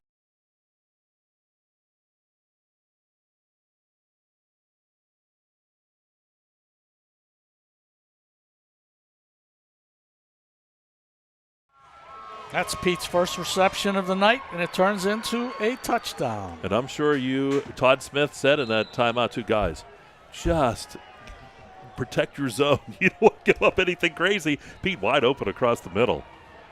Plyler's on for the kick. The kick's on the way. The kick is high, long, and good with no time on the clock. It is now 21-7 in favor of Brookville over Keystone. And we'll break, and we're going to come back with halftime festivities for you after this. And you're watching Kerle Tire High School football. It's right here on Explore Clarion and D9Sports.com. Clarion Forest VNA believes the emotional and physical well-being of a patient is enhanced by the patient receiving care in the familiar surroundings of home. Their staff of caring professionals work closely with physicians to administer quality care to meet the needs of each individual. As a pioneer in home health care in Clarion and Forest County, Clarion Forest VNA continue to grow to meet the community's need for in-home care, offering many different services and programs to meet the patient's need. Clarion Forest VNA, located at Brookville Equipment's always been well known in the community as a great local employer. Very family-oriented company. Brookville has a really great benefits plan here. We're pretty diverse in what we do, from mining to streetcars to locomotives. We're helping the infrastructure of the country. Medical insurance, dental, vision, competitive wages, paid time off. It's an opportunity. It's something that you can enjoy doing. And you can apply right through our website. Dubrook, a division of M&B Group, is your trusted local ready-mix supplier for residential and commercial projects. Dubrook provides a full line of decorative concrete, as well as concrete supplies, along with a variety of concrete tools and accessories. Dubrook can provide services large or small for residential and commercial projects to contractors or homeowners. Dubrook is here to provide you with options and ideas to make planning your next project simple. Let Dubrook help you with the supplies you need to get the job done. Dubrook is proud to support our local communities with plants in Clarion, Du Bois, St. Mary's, Butler, Evans City, Bradford, and Meadville. Call 1-844-382-7665.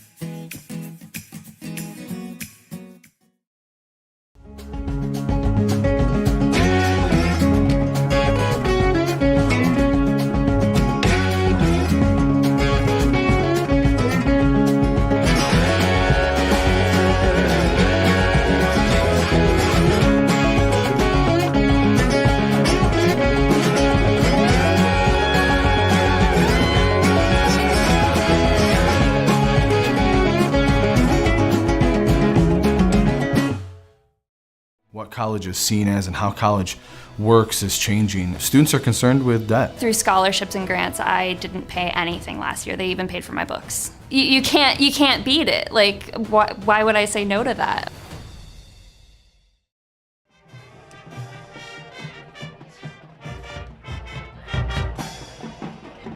All right, we got the band in the background. Let's listen to the Keystone Marching Band. A couple moments here in the Heater Lumber halftime show. We'll get the stats and more. Here's that Keystone Panther Marching Band.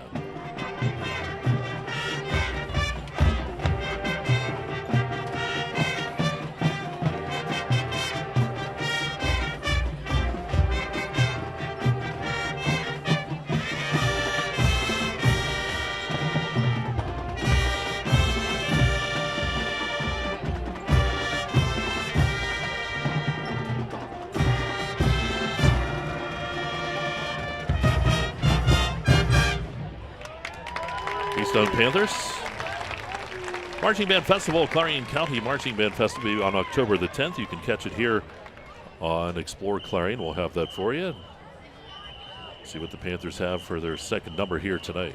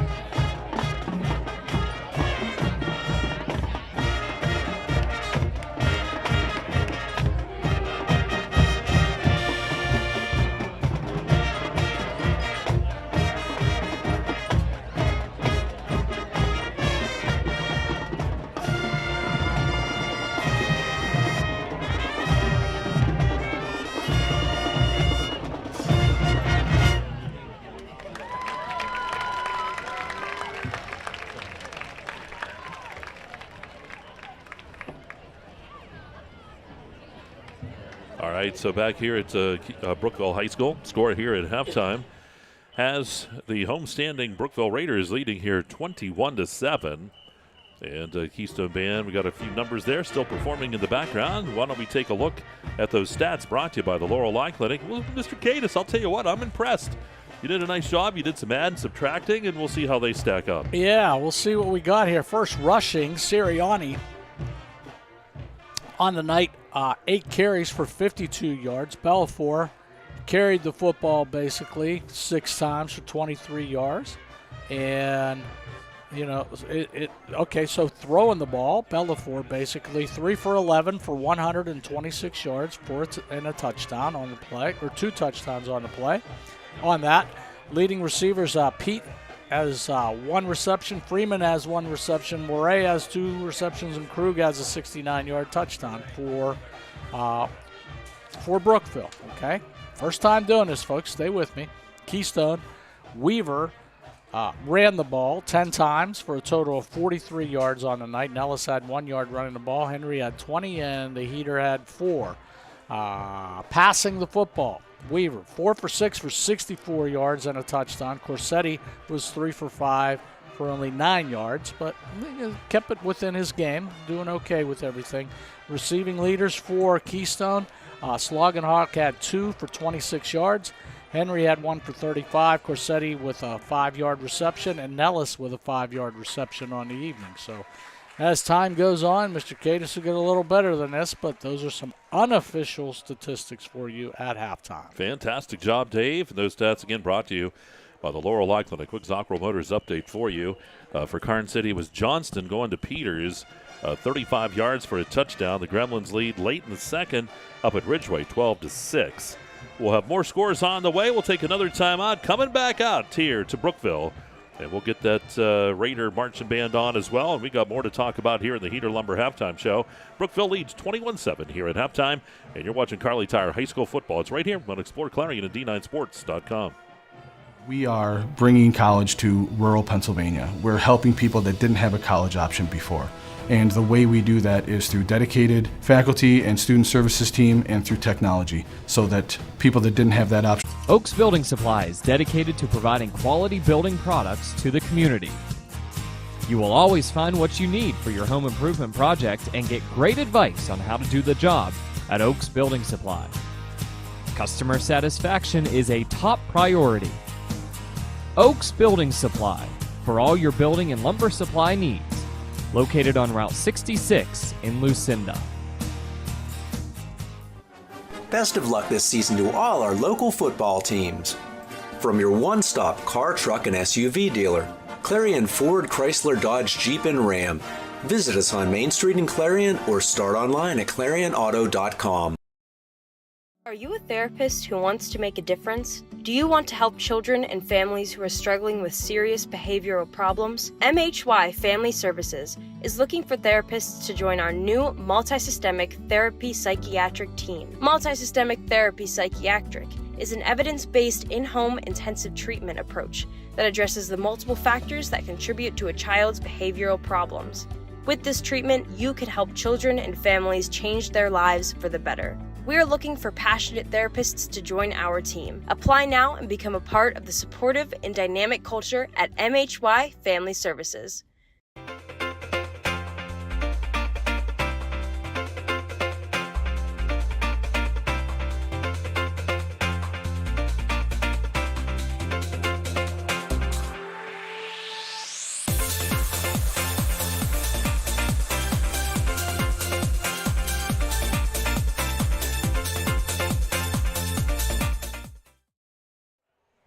All right, back here at Brookville High School football field. Final home game of this season for Brookville, as they will be getting the turf put in, that artificial turf. And we have the Blue Raider Marching Band, the Raider Marching Band, coming onto the football field here momentarily. We'll get a listen to them. We are in the Heater Lumber halftime show with Brookville leading Keystone by the score of 21-7. Quick Zockerl Motors update for you late in that second quarter down at Red Bank Valley. How about them Chucks? Making it close with Red Bank going into the half. 28-21. 28-21 late in the second quarter, as Red Bank only up by the touchdown now. And right now, too, just an update from Dustin Kiefer on this Zockerl Motors update. Central Clarion up on Union AC Valley 42-0 right now. So that's a score just coming across. We want to thank Dustin for that. So just a second here. We'll give the Brookville Raider Marching Band a listen here coming up, and then we're going to check out. We still got to go through the scoring summary. We'll get Katis' keys to the second half and a whole lot more for you, too. And good job by the Keystone marching band. A lot of young ladies and a lot of young men down there in that band. So they did a fantastic job.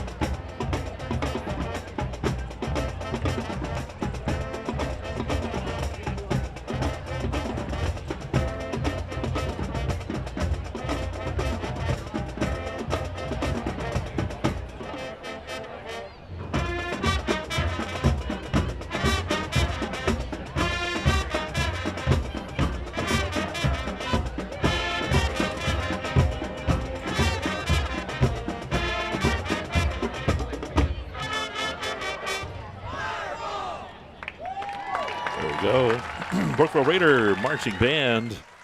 First few numbers there doing a fantastic job for the crowd. And very quickly here, scoring summary from this first half is brought to you by Gatesman's Auto Body. Go back to quarter number one at the 7:12 mark. It was Weaver with the pass to Henry, 35 yards for the touchdown. The Beal kick was good. And Keystone led 7-0 early. Brookville would score the next 3, though. 3:08 mark, quarter number 1. Belfour went off on a 4-yard run. Plyler's kick was good, 7-7. 5:51 mark at quarter number 2. Belfour to Krug. That went 69 yards. Right now, that's getting the winging into the game. Plyler's kick was good, 14-7. And then with no time on the clock running out, Belfour went to Pete, 29 yards. Extra point was good, 21-7 is where we are at halftime. We'll take a timeout. We're going to come back out. Katis' keys to the second half on the way. Check the scores, too. It's all coming up. 21-7 as Brookville leads Keystone here at halftime. And you're watching Kerle Tire High School football right here on exploreClarion and D9Sports.com. Hi, my name is Jason, and welcome to Sweet Basil. Come on in.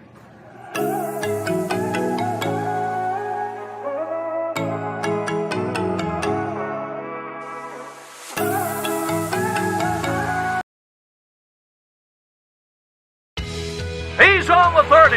He's on the 20. He's on the 10. It's a touchdown. There's nothing like football. The lights, the cheers of the crowd, and getting a chance to see our local athletes and kids give it all they've got. Come to a game. Support our local schools. Clarion County Community Bank. A better way to bank. Member FDIC. Visit us online at clarionbank.com. Looking for a new Bobcat tractor? Northeastern Equipment Sales and Rentals has inventory on the lot, ready to be loaded up so you can get to work on tough jobs. Check out Bobcat of Clarion at 1214 East Main Street in Clarion.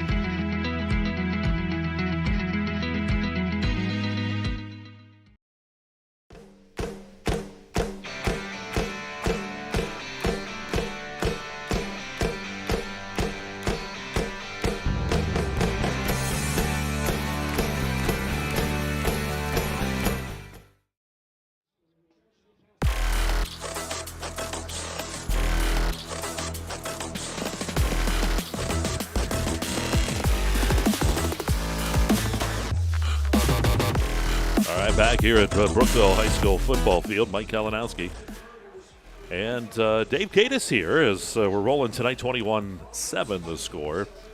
Quickly, here's a few scores that we're coming across on that. We're here in the Heater Lumber halftime show from that Zocro Motors scoreboard. 42-0 Central Clarion knocking off Union here near halftime. 28-21 Red Bank Valley Punxsutawney at the half. Red Bank up 28-21. That's nip and tuck. That's kind of surprising. Boy, Punxsutawney must be putting some things together this year. Cameron County and Montauk scoreless at the end of the first.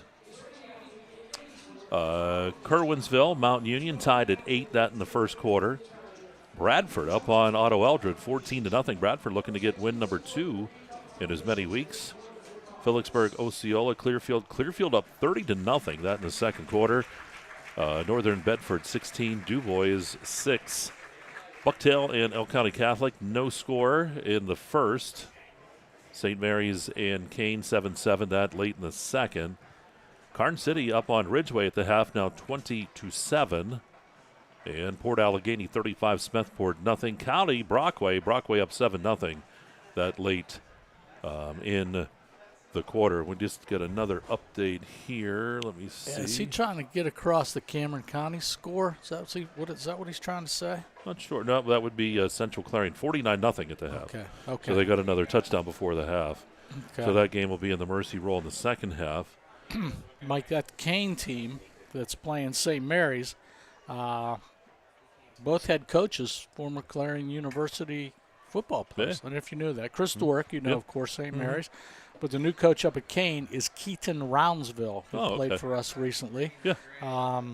Was unable to continue, had a lot of the concussion stuff going, so he wasn't able to finish career at Clarion as a player. He was a starting offensive lineman, but he's now taken over that program up in Kane. And got a chance to talk to him a little bit earlier in the year when I decided to start the football deal, and wish me luck and hoping to see him in the playoffs, I told him. So, but two Clarion guys doing well. Yeah, it's kind of crazy looking back with Coach Dworick.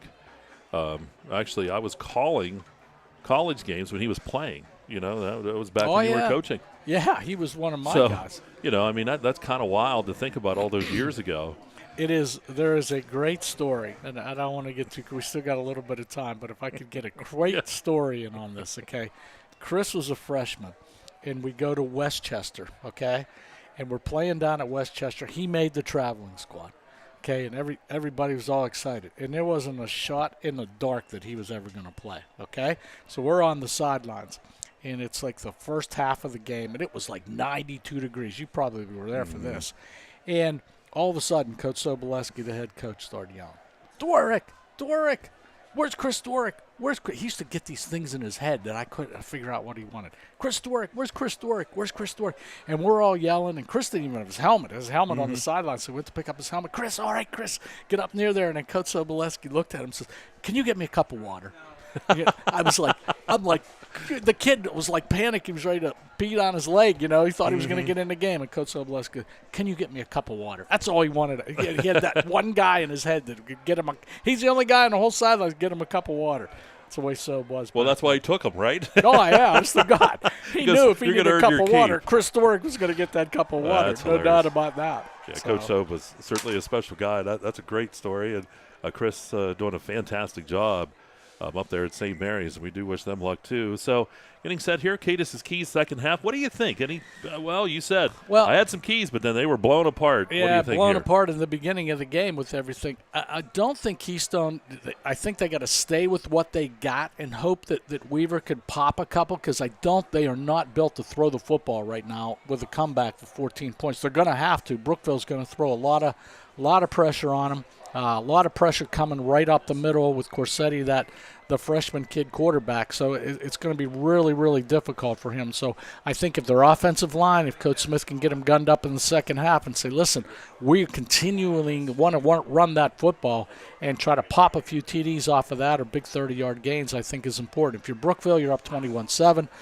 Let's just keep doing what we're doing. Bellafiere's playing a good game as a backup quarterback tonight, and they're running the ball, and he's running the ball, and everything seems to be clicking with them. Let's not deviate from what we're trying to do. All right, there you go. Katis' keys to the second half, and those are brought to you by Kale's Kitchens. Third quarter upcoming will be brought to you by Zocker Motors. That'll wrap up the Heater Lumber Halftime Show. Got a chance to hear both bands, and Dave won those stats, did a fantastic job. And we'll have more for you coming up here at the conclusion of the ball game. This is a good one, though, between these two. But a late touchdown with no time as the clock expires. You had Belfour finding Pete right across that left side in the middle of the field for the touchdown. Yeah, just changed the whole complexion of the game now. Instead of going in at 14-7 and feeling pretty good about yourself, if you're Keystone, you give up that late touchdown and say, okay, we're down 14. We got to do something real quick to get back in this football game. And unfortunately, Keystone is not going to have the ball in the second half. Yeah, they took it first. Yeah, they took it first. They're going to kick to Brookville. So, every series is a big series, but if you're Keystone, you got to shut them down right here. Pete Freeman and Morey back deep to take the kick for Brookville. Beal is on to send it deep. Yeah, Bill reminds me, too, of that Rocky Davis kind of format. Remember Rocky all those years? Yeah. Kicking the football. Well, when we were kids, it was the super toe thing. You used to hit him on the head and then kick the football halfway across the room. Those days are done. Now you can go on and, everybody's playing video games and everything else. Nobody does it one-on-one anymore. So here's the kickoff. Pete looks up. He's going to slide and let it go out of bounds. So it'll come up to the 35-yard line unless they would re-kick. We'll see what Brookville decides to do. I would imagine they're going to have the offense comes on. Belfour onto the football field. Brookville tonight without the services of Charlie Krug. Yeah. And we were curious what would happen. Yeah, we don't have any definitive word on him. He's been on the sidelines the whole night encouraging his team, but unfortunately he's not in there tonight, and Bellafior's done a pretty good job, and he comes out to start quarterback in the second half. Yes, Ariani's going to work sidecar right here. Ball at the 35-yard line. Belfour looks to throw, fires that football. He's got a man wide open. It's caught by Krug, and now it's a foot race. 25-20, 15-10, 5. Krug into the end zone for the 65-yard touchdown. Wow, what a way to start. Well, first play out of the gate, Bellafior had him again. It was a carbon copy of the play in the first half, Mike. Wide open down at the end of the field, and Krug caught that football and just took off for 65 yards. That'll help Bellafior's stats out a little bit. Well, I'll tell you what, I think Belfour wants one of those Hager Paving Player of the Game shirts, because he sure is putting up some big numbers here. He's definitely in the running. Plyler's on for the extra point try. Kick's on the way. And that kick is good. 11:49 to go here in quarter number 3. We'll break. It's Kerle Tire High School football right here on exploreClarion and D9Sports.com. Locally owned and operated, Hager Paving of Strattonville provides a range of services: hot mix asphalt, cold patch asphalt, tar and chipping, and seal coating. Hager Paving's reputation in business is based on customer service, referrals, and your satisfaction. Serving residential, commercial, industrial, and local municipalities throughout Western Pennsylvania, exceptional service, exceptional quality. That's Hager Paving of Strattonville. Call 814-764-5080. That's 814-764-5080 for Hager Paving.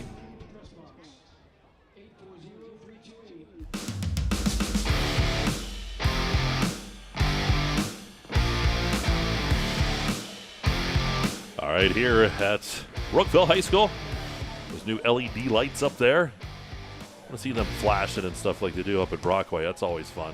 I've never seen that. Oh, it's awesome. You might get a shot here. We'll see. They like to play some games up there in the playoffs. 11:49 here to go in the third. Zockrell Motors third quarter.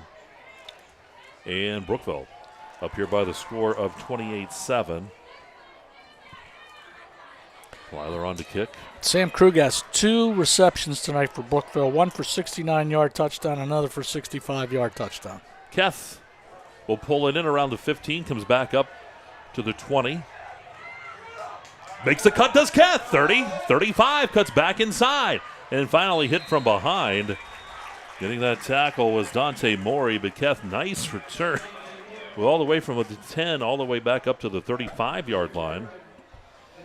Yep, and once again, Keystone going to start a drive either at their 30-yard line or the 35-yard line. Seems like all night that's where they've started from. Yep. See who steps back here. It looks like Weaver is going to get the call. Nope, that is Corsetti's under center. Weaver's going to dot it behind him. And Weaver over the right side. Weaver getting a nice head of steam, takes it up to the 40 and the 41-yard line. That is a gain of 6. Second down and 4. Weaver had 43 yards rushing that football in the first half. Comes out with a nice little +6 gainer. Yeah, well, you can leave it there, but they're going to mark it back a little bit further than what I thought. It's a yard less, but 2nd and 5. That used to drive Bob crazy.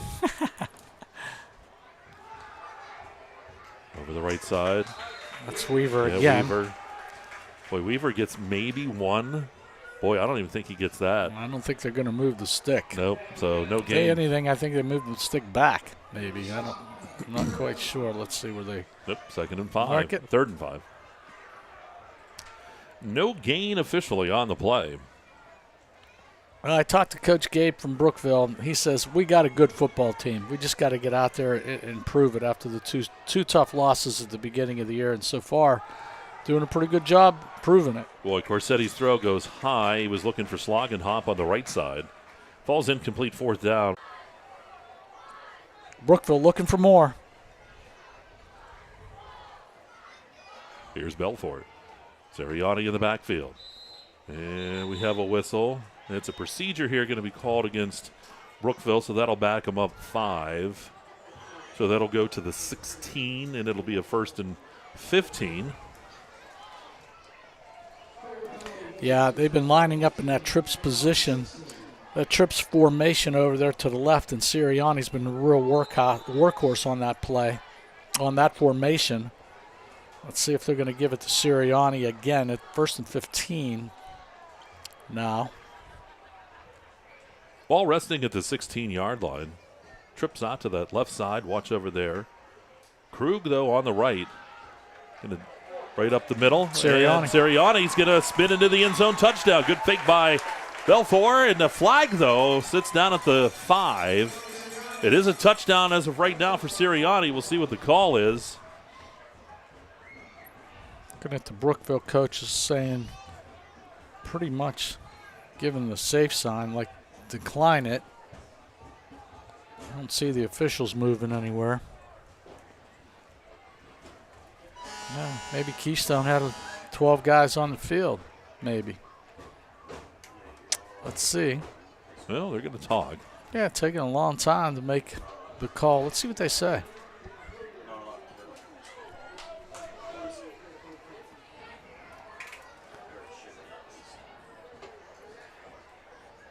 Take a look. That's a 15-yard penalty on Brookville. Might have been toward the end. He did kind of hurdle himself into the end zone. Not sure what the official. Yeah, they don't turn around and make a call, so I'm going to assume maybe what it is. Yep. So they're going to call it that he hurdled, and you can't do that in high school football, so that'll back him up. From the spot of where the foul occurred, it goes back to the 20. So it's 1st and goal, or 1st and 10 from the 20. It's almost picked off across the middle of the field. It's going to fall incomplete, though.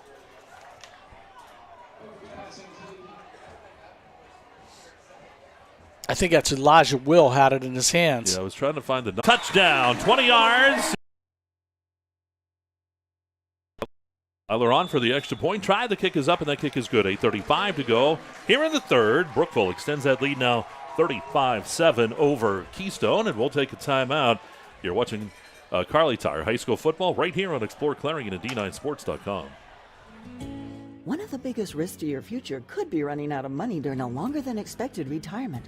Many people have not yet taken the time to determine if they will have enough assets to last throughout retirement. Our Retirement Income Evaluator can help you develop a roadmap and actionable recommendations. To learn more, stop by our office located at 162 South 2nd Avenue in Clarion. Give us a call at 223-9990 or visit JannyClarion.com. Janney Montgomery Scott, LLC, member NYSE, FINRA, and SI.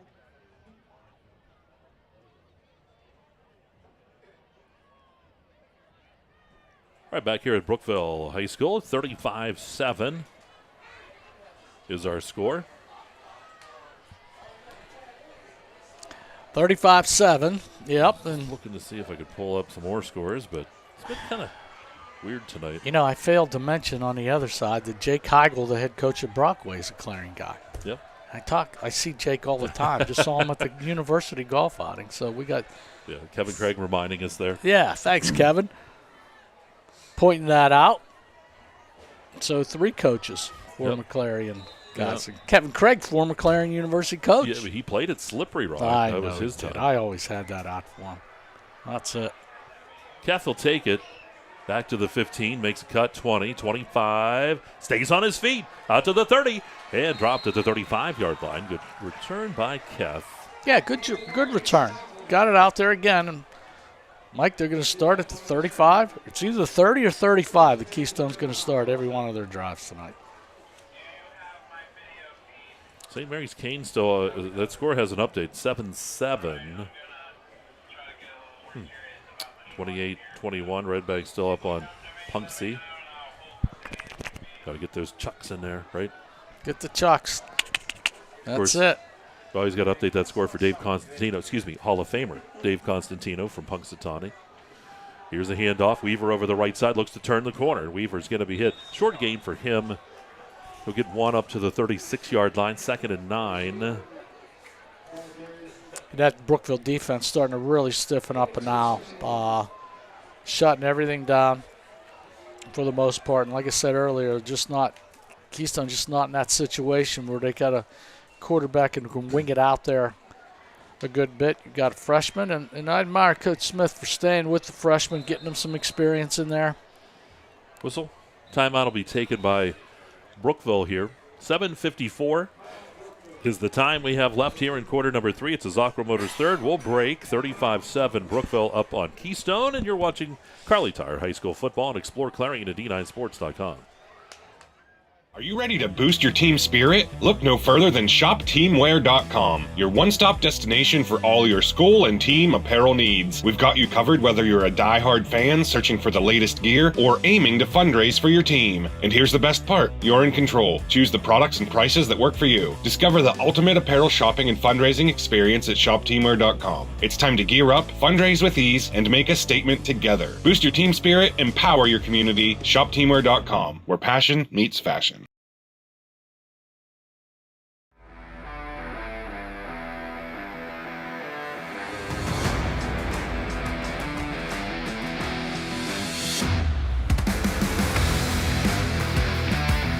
All right, here at Brookville, rocking and rolling. That's one of Chase's new ones. He sent me an instrumental. He is great on the guitar. Let me tell you what, fantastic. Sounds good. I'll tell you what, he doesn't even need to practice anymore. That's great stuff. Well, here we go, 2nd down and 9 here for Keystone.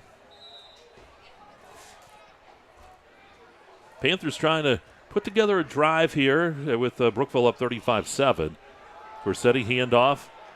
That is Weaver getting the carry, and he's near first down yardage. Probably picked up. He's got close. That's 7 on the play, I'd say, Mike. Yeah, he had a couple. So 3rd down and 1. 3rd down and 1 here for Keystone. I think they're going to put Weaver right up on the line. That's what they're going to do, and they're going to have him push, and they'll get that first down. They had Corsetti just step back. Weaver took that snap, and he'll pick up about 3 yards out to the 48-yard line. Done a real good job on those 4th and shorts tonight, that offensive line for Keystone stepping up and moving forward. Clock down to 7:07 here in the 3rd. Slogenhop coming to the near side. He'll go wide out there. Corsetti's under center. Going to run that little reverse handoff. Not much there as Keth took the carry, and he's going to be dropped for a loss back near the 45-yard line. That's a loss of 2. Sets up a 2nd down and 3. Oh, excuse me. Sets up a 2nd down and 13. Yeah. You're very charitable. So. Well, I'm looking out the window, and the one down marker was blocked. You better get it together. You're working double duty this weekend. That's right. Well, you got to do the PA announcing tomorrow, and I'm on the call. You are on the call. The Clarion University game tomorrow. Here's a pitch.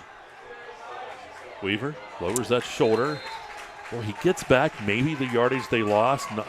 Not much. They give him 2. Yeah, back to the line of scrimmage, basically, so bring up about a 3rd down and 11.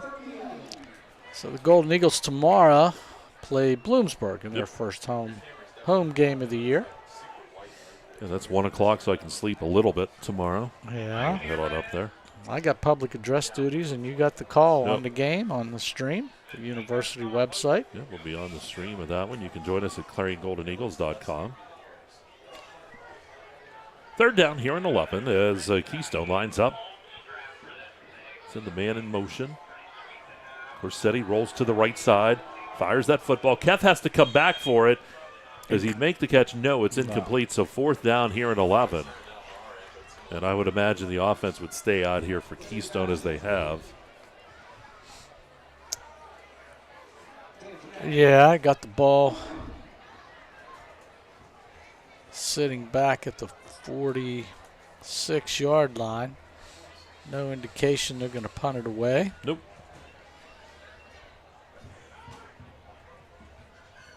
This time, see, they're going to have Weaver work out of the shotgun. When Brookville just loads up that middle, and here they come. And it's going to be tipped, and it falls incomplete. Easton, that's Belfour, the quarterback, playing defensive back that time, knocks her down. Oh, yeah, he almost had a pick six right there because there was nobody behind that pass. In that secondary, on that offensive side of the ball for Keystone, he had free reign heading in the end zone, but just he would have cemented probably the Hager player of the game if he would have scored. Well, he's pretty close right now. So here we go, Brookville with that football. They lead 35-7. They could put this into the mercy roll here if they would get another score. Ball snap back. Lost, picked up. And looking there into the football game here is Trenton Colgan. Colgan will be back at quarterback. So Colgan getting some snaps here. He'll lose yardage, though, as that snap went bad. That is a loss of about 4, almost 5.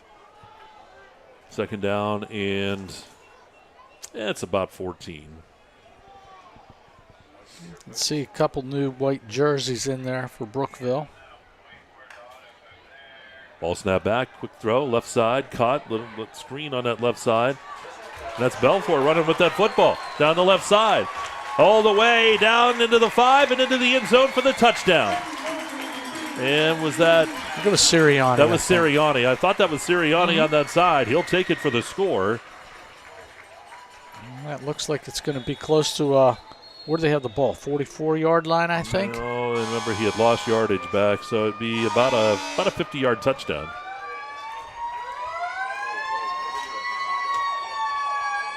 Yep. Actually, Mr. Katis, 51 yards. I'm looking right there at our replay. That's what's nice about having that replay. You see the fire trucks over there celebrating that Brookville touchdown coming at the 4:29 mark. My question, though, Bob always told me that folks at home would keep score. I wonder if he's keeping score tonight of the ball game. He's one of those guys who used to keep the book. Bob Prince and Nellie King used to broadcast the baseball games, I'll bet. So Colgan is 1 for 1 as a quarterback. He's got 1 touchdown for 51 yards. So that's his night, which is pretty good. Fowler's on for the extra point try. This will put that game. That's your third-string quarterback coming in. Yeah, did a nice job. Saw him earlier against Central Clarion and had some good series. Fowler's on for the extra point. Good hold. Kick's on the way, and that kick is good. So 42-7 the score as Colgan goes to Sirianni, 51 yards. We'll break. You're watching Kerle Tire High School football. It's right here on exploreClarion and D9Sports.com.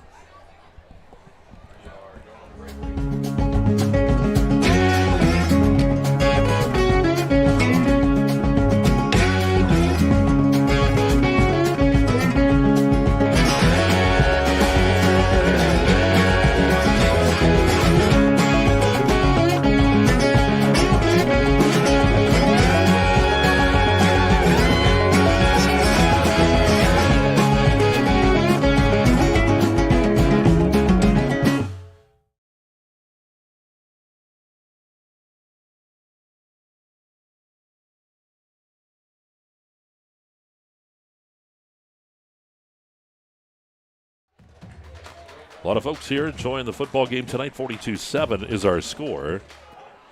Brookville leads. Will get set to kick things off. We did get hear that there was some lightning to the west of here, and I know the officials here will keep their eyes on that. I don't know about that. You don't see anything there on your radar? I don't see anything on the I got the official NCAA weather radar. Whoa, here. That's official. I got the Division I stuff there. Here's the kickoff. Must be heat lightning. Keth takes it at the 15, 20, back to about the 25-yard line.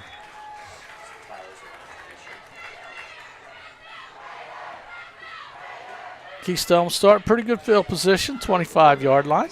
You know what it is? Tyler probably saw the semi lights up on Interstate 80 flashing. May have. Yeah, I'm thinking that's it. What do you think? The Love's truck stop thing, maybe. Yeah, that's out there. We should get a close-up on that and see what gas is. I'll grab some on the way home. That's true. It's always cheaper over here in Brookville. Oh, it is. No doubt.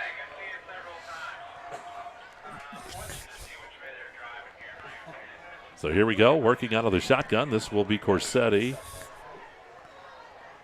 Some confusion here. See, he'll come under center.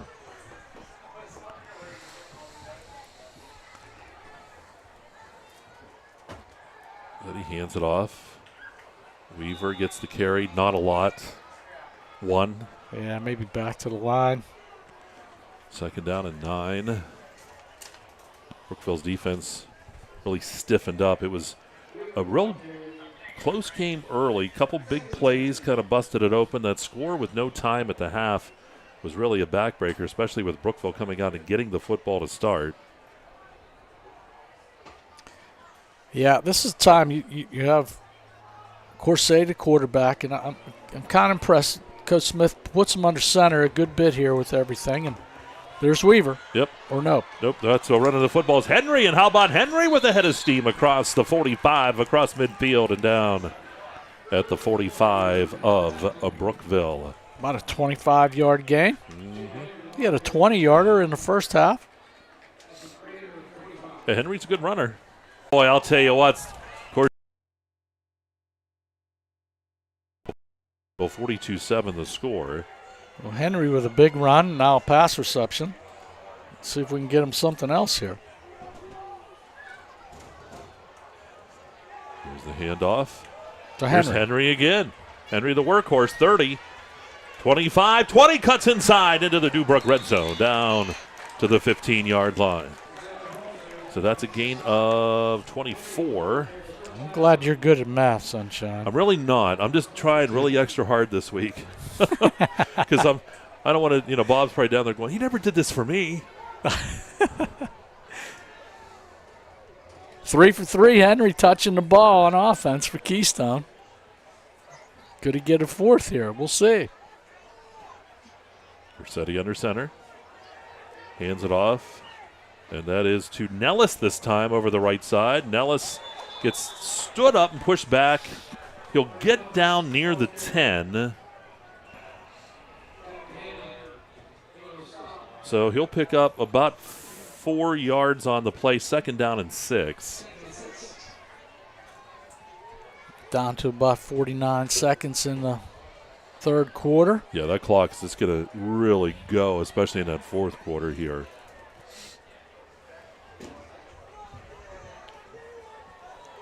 Come tight to the line. There's Corsetti again. Hands that off again. Nellis over the right side. Nellis tries to find a seam, comes back inside, and he's brought down at the 5. That should be enough for the first down as he goes down to the 4-yard line. It should be 1st and goal. Yeah, he squirted through that little hole, just enough. So that's a gain of 7. So 1st and goal here for Keystone with 10 seconds. They don't have to rush here. They can let that clock run out. They'll switch sides of the field, and that's what we're going to do. We're going to come back. 4th quarter action on the way, 42-7. Brookville leading Keystone, and you're watching Kerle Tire High School football. It's right here on exploreClarion and D9Sports.com. Locally owned and operated, Hager Paving of Strattonville provides a range of services: hot mix asphalt, cold patch asphalt, tar and chipping, and seal coating. Hager Paving's reputation in business is based on customer service, referrals, and your satisfaction. Serving residential, commercial, industrial, and local municipalities throughout Western Pennsylvania, exceptional service, exceptional quality. That's Hager Paving of Strattonville. Call 814-764-5080. That's 814-764-5080 for Hager Paving. Throughout West Central Pennsylvania, people are losing their glasses. Well, they haven't really lost them. They just don't need them anymore. Thanks to the amazing LASIK surgeons at Laurel Eye Clinic. Call Laurel Eye Clinic and schedule your free consultation. I chose MPRC because it was great to have a local, affordable option here in northwestern Pennsylvania. I live in this community and I wanted to stay in this community. Learn more at discovernprc.org. You're listening to the EYT Media Network.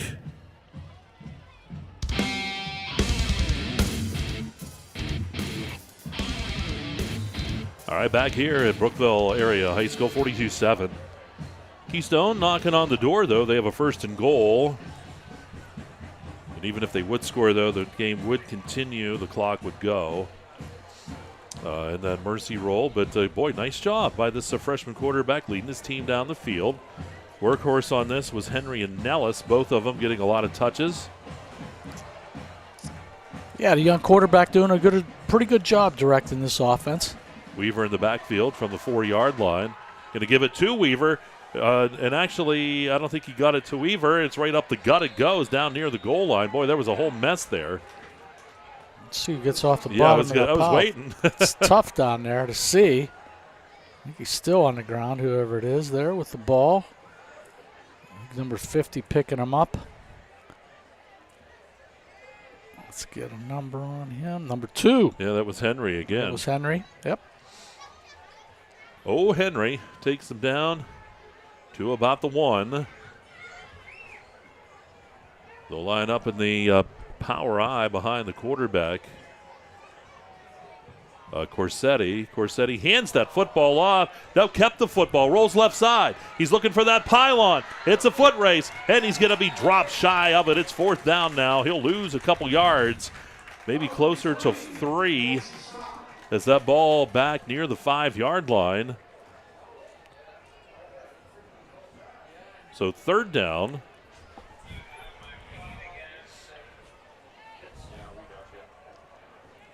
Third down with that ball resting at the 4. Brookville's defense coming up big here. They're doing a nice job after that drive here by Keystone. Yeah, it's a long, well-conceived drive, keeping the clock moving. Big 3rd down and 4 here for the Panthers. Looking to throw, does. Caught, touchdown. How about that? Corsetti. 4-yard pass. Was that Henry down there again? I'm sorry. It's just these lights looking at these numbers here at night. You can see them great during the daylight. I think that's 13. Yeah, that would be to Keth. Yeah. So the touchdown pass goes to Keth at the 10:23 mark here in the 4th. Yeah, nice little pass rolled out to the right. Found Keth open. Good touch on that pass for a touchdown. Yep. So good for the Panthers. Went 4 yards. Still fighting. Beals on for the extra point try. Fumbled snap. Then he just kicks it into that line. It's no good. So 42-13 is our score with 10:23 to go here with the Clarion County Community Bank 4th quarter. We'll break. You're watching Kerle Tire High School football on exploreClarion.com.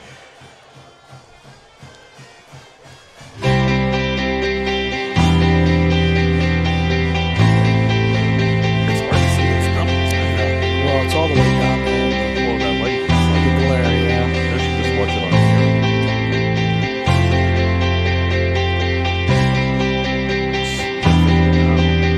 I know. 10:23 left in the 4th quarter. I'll run the clock. Someday, maybe.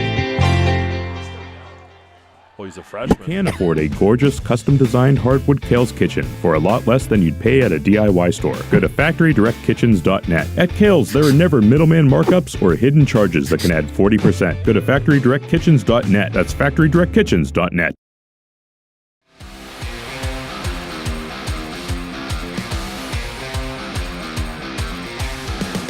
All right, here at Brookville High School, quick Zockrell Motors update for you. 35-21, Red Bank leads Punxsutawney with 9:59 to go in the 3rd. You know, we're talking about the quarterback, Corsetti, down there. You're doing a pretty good job as a freshman, Dom Corsetti. You know what they always say about freshmen. Best thing is they only become a sophomore. That's right. That's it. Best thing about a freshman is next step is a sophomore. You still got them for 3 more years after that. So I'm really impressed. Well-executed drive. Kept his head about it.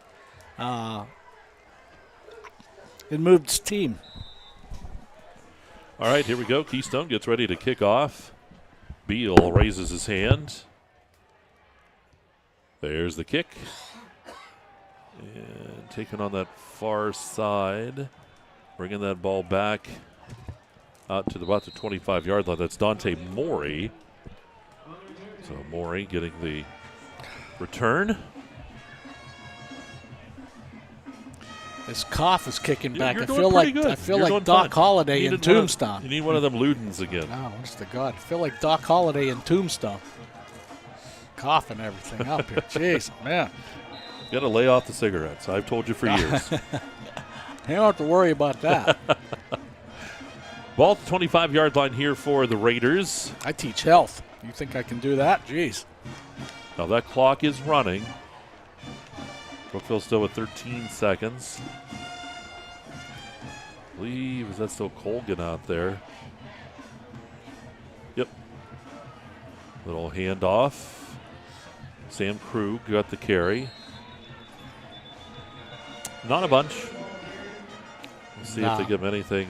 One, maybe two. Give him two. Well, that's more than I thought it was going to be. Yep. Second down here at 8.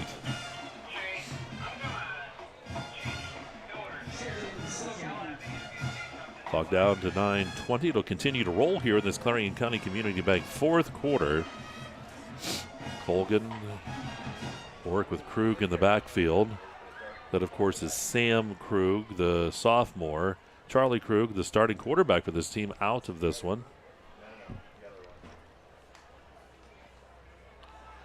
And swing pass to the right side. Not a lot on that far side. Good luck picking up that number. Looking here as he comes back across. And that was actually number 26, Garrett Gumper. Or actually, Gumfer is the name. So he gets the catch, but a loss on the play of about 4. So third down 12 here for Brookville. Big thing here is just that clock rolling. We'll have a complete post-game show coming up at the conclusion of this one.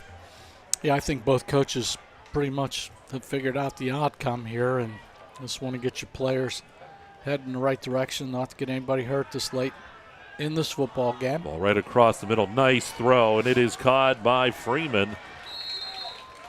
And Freeman takes it for a first down out across the 35 and up to the 37-yard line.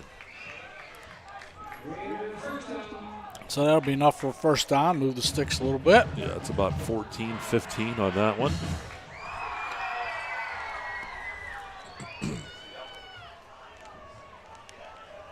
Again, Colgan, the sophomore, doing a nice job here, taking his time. He's using all of the play clock. The game clock continues to roll to 7.5.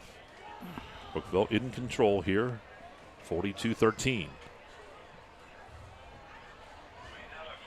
Colgan takes the snap, hands it off. Krug over the right side. Krug looks to try to turn the corner. Eludes a few tackles. Continues. 50, 45, 40, 35, down to the 30 and out of bounds. And he'll go out right around that 25-yard line. Good running by Krug. About 35 on that run. And Jacob Henry brings him down in a just a great tackle on that far side in front of the Keystone bench, where Kruger basically scored there. So 35 for him on that one. Puts the ball to 25-yard line. So Brookville works it right back down the field.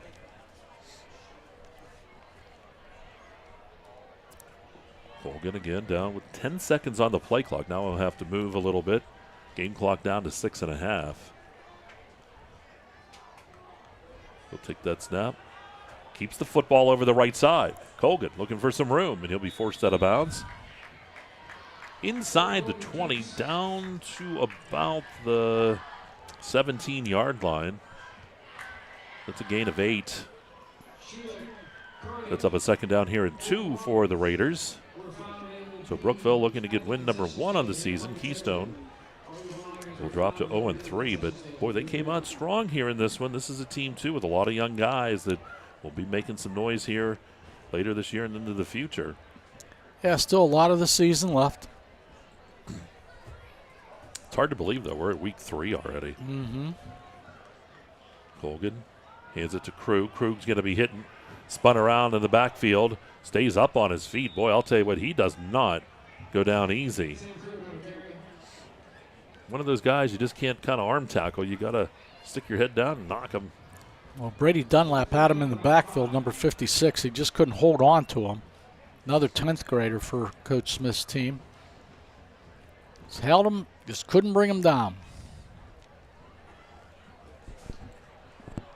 Third down. Ball to 21. And the Brookville offense doing a really good job of moving and maintaining that clock possession and snapping it at the very last minute, or second, I should say.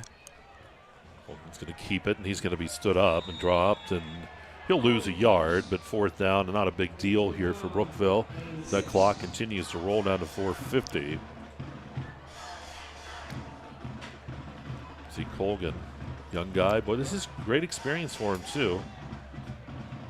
Yeah, a lot of good young quarterbacks that we've seen the last couple of weeks. So the Port Allegheny kid was a 9th grader that I had last week. I can't remember his name, but a lot of good young quarterbacks getting a lot of action in their 9th and 10th grade years. Fourth down and about 6. Colgan drops back, looks to throw, fires that ball, and it's just a little bit too high. Tried to get it to Gumpfer again. So Keystone will take over here on downs. Clock will stop on the change of possession. Of course, next week you want to join us for sure. Check our other schedule. Saturday we'll be up at Franklin High School. Yeah, I'm really excited. I haven't been up there. And that's it. Oh, my gosh. We recruited a kid out of there a long time ago by the name of Alfonso Westbrook. Yep, remember that? That was the last Franklin kid I can remember us recruiting out of there. But it's been so long since we were up there to visit that stadium once again. That'll be kind of fun. Here's a handoff left side. Is that Henry with the run over there? I believe so, and he's forced out of bounds. First down carry, though. Taking that up near the 40-yard line. I'm going to say stepped out at the 36. And I'm excited to see the kid from Oil City, the running back. Yeah, Ethan Knox is something. I'll tell you what, we had him last year in that game. And if the people on Explore Clarion can't make it up to the game, we encourage you to watch and see what he's all about. He's got all kind of yards, breaking all kind of records, and it's going to be interesting to see what that kid's all about. Only a junior, you told me, on the way over. Running with this football, that's Nellis. Nellis around the corner and forced out of bounds. And that's a first down. That's going to be down to the 35-yard line. It's about 25 yards for him as they move the chains. That's a big pickup and a good run. Boy, Keystone hurrying here. They're staying right up there at that line of scrimmage. Working this football. They trail in this one. The clock's been turning. George Reyes in the backfield now. Behind Corsetti.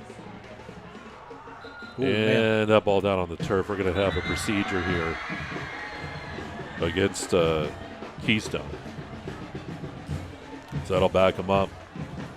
Of course, the clock will stop on that penalty, too.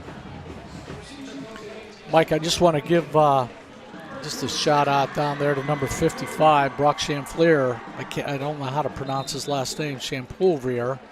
The senior, 6'3", 330 pounds, got injured in the Central Clarion scrimmage. He's back tonight, and he's been moving people like crazy. Here's a little reverse handoff. That is Nellis with the football, getting good yards down to the 25-yard line. Gains about 10 or 11. They're going to move the chains, give them 11 yards. And that whole offensive line from Keystone doing a good job. I mean, they're moving people and everything else, but that number 55, that Champflier, is he's doing a good job. Good to see him back. I think he was out the last couple games after the scrimmage. Good to see him back in for Keystone. He's a big help to Todd Smith in that offense, no doubt. Corsetti's going to hand that off. And that was Henry over the left side. Henry takes it down to about the 20. It's up, about 5 yards here. And Henry's been He's been running the ball hard. He's beating up a little bit down there. I think he's going to take a quick timeout and get out. But he was hurt earlier in the third quarter. He really just hasn't been the same. The ball really resting at about the 19-yard line. They're in the Dubrook red zone. Running to the right side.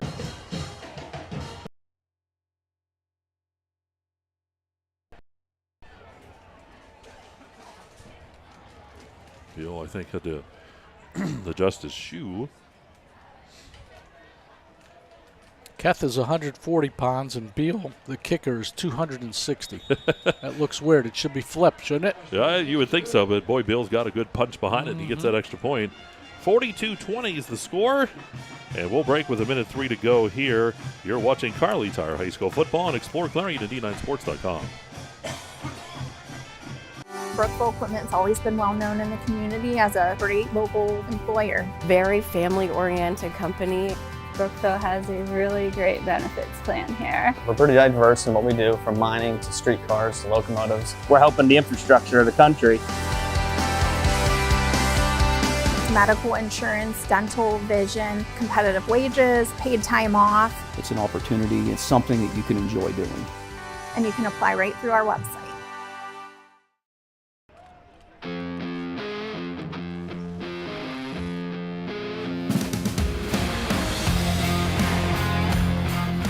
All right, here at Brookville High School, 42-20, 1:03 to go here in the ball game. Keystone scoring. Nellis with a 19-yard scamper. Dave noted for that from his days down at Penn Trafford in high school. He'd scamper around. Oh, go Warriors, go, man. I think the Warriors are 0-3 this year, though. Not a good year down in Harrison City for them. So here we go, Keystone to kick off. Final minute and 3 seconds of this ball game. Some surprises when we got here. Of course, Krug not playing for Brookville, but Belfour, the quarterback, came in, and boy, he had a wonderful game. And bringing that ball back for Brookville here. I had to flip my card back over, and that is Dante Mori. So we'll see what Brookville decides to do the final 52 seconds. Colgan will come on, and we may just see a run, then a run, that's it. Yeah, I would think. Well, and you want to be careful here, too. You got a nice win. You don't want any more injuries. You don't want anything else to happen. I know that a lot of the younger guys are out there giving them a shot, but a lot of these guys, you'll see them, too, in that JV match in the game they'll have. But usually, Monday nights? Yeah, Monday nights. Familiar with that. It's been a long time. Yeah, it's been a long time. Glad it's over, huh? Been a long time. Glad it's over. All those days of taking kids to games and everything else. It's like, oh my gosh. I got a grandkid, so yeah, he'll be the next one in the. And you'll be doing the same thing. I know, honest to gosh. There's the knee taken. 40 seconds and one more, and they're going to hold that clock. So I don't think he'll have to take another snap. And that's going to do it here from Brookville High School. Final score here is going to be 42-20 as Brookville will knock off Keystone tonight. Game that was close early. You see the players shaking hands, and that'll take us to our break. We'll let Mr. Katis add some things up for stats. We'll come back. Postgame show is on the way. That'll wrap up the Clarion County Community Bank fourth quarter. You're watching Kerle Tire High School football right here on the EYT Media Network.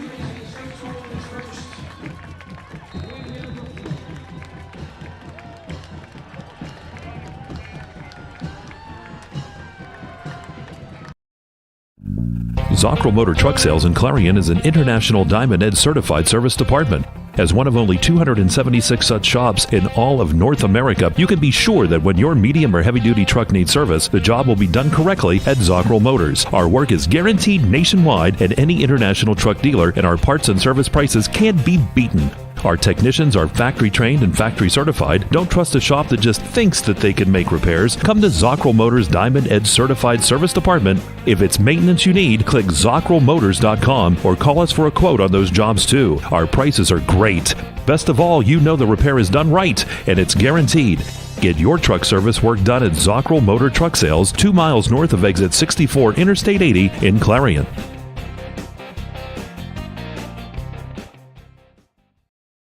Clarion Forest VNA believes the emotional and physical well-being of a patient is enhanced by the patient receiving care in the familiar surroundings of home. Their staff of caring professionals work closely with physicians to administer quality care to meet the needs of each individual. As a pioneer in home health care in Clarion and Forest County, Clarion Forest VNA continue to grow to meet the community's need for in-home care, offering many different services and programs to meet the patient's need. Clarion Forest VNA, located at 271 Perkins Road in Clarion. Call us toll-free at 1-800-262-2118. With so much to protect each day, Eric Schick Insurance and Financial Services is here to help you find the right coverage that fits your life. Call 814-275-2210 to learn more.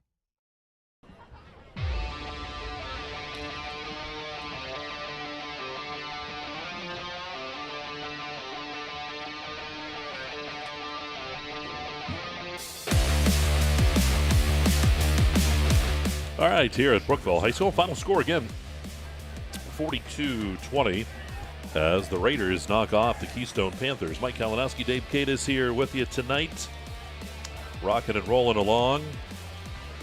I want to thank, too, boy, the governor was part of that broadcast tonight, too. He was shooting scores at us. He was doing a great job from down there in Florida. Mm-hmm. Staying busy. Eating Maui down there. Yeah, doing something fun. And speaking of fun, it is the First United National Bank, the Fun Bank, post-game show. Thinking about halftime. We're past that. Time for those stats brought to you by the Laurel Eye Clinic. Mr. Katis, how do they stack up there, our stats? Well, let's take a look and see what we got here. First for Keystone. Let's take a look at these. The Weaver had 80 yards rushing on the night. The Nellis kid had a 19-yard touchdown and had a total of 93 yards rushing the ball. And Henry touched the ball a few times in the second half with everything, had a total of 57 yards rushing. Next week I'll have the team stats. I'll figure out how to add all that. I'm one step at a time. Weaver, the quarterback, was actually he was 4 for 4 basically when he stepped in to be to take over quarterback. Basically for 62 yards. These are all unofficial stats. Corsetti was 4 for 10 for only 20 yards on the night. Henry with a touchdown run of 35 yards. Keth with 3 yards rushing. Slog and Hop with 25 yards rushing on the evening for the Keystone Panthers. For Brookville, rushing the football, Sirianni with a big night tonight, 68 yards on the ground. Bellafor with 33 yards on the ground for the Brookville Raiders, basically. Quarterback from the quarterback position, Bellafor, who we're going to talk about later on, 5 for 13 for 207 yards on the evening, 1 interception. Colgan came in to mop up at the end. He was 1 for 2, 51-yard touchdown on the evening. Pete, 129-yard reception for a touchdown. Freeman had a 16-yard touchdown reception for a total of 4 catches for 85 yards on the evening. And Sam Krug touched the ball 2 times. He had 2 catches for 134 yards and 2 touchdowns, a 69-yarder and a 65-yarder. And Sirianni also had a touchdown for 51 yards on the evening. Good job there, Mr. Katis. And those stats, again, brought to you by the Laurel Eye Clinic. I think you're going to get a governor's thumbs up on the job you did there tonight. Let's take a look here as we continue the wing and throw of the night. We're going to go all the way back to that second quarter. Belfour to Krug, 69 yards. That was the big one.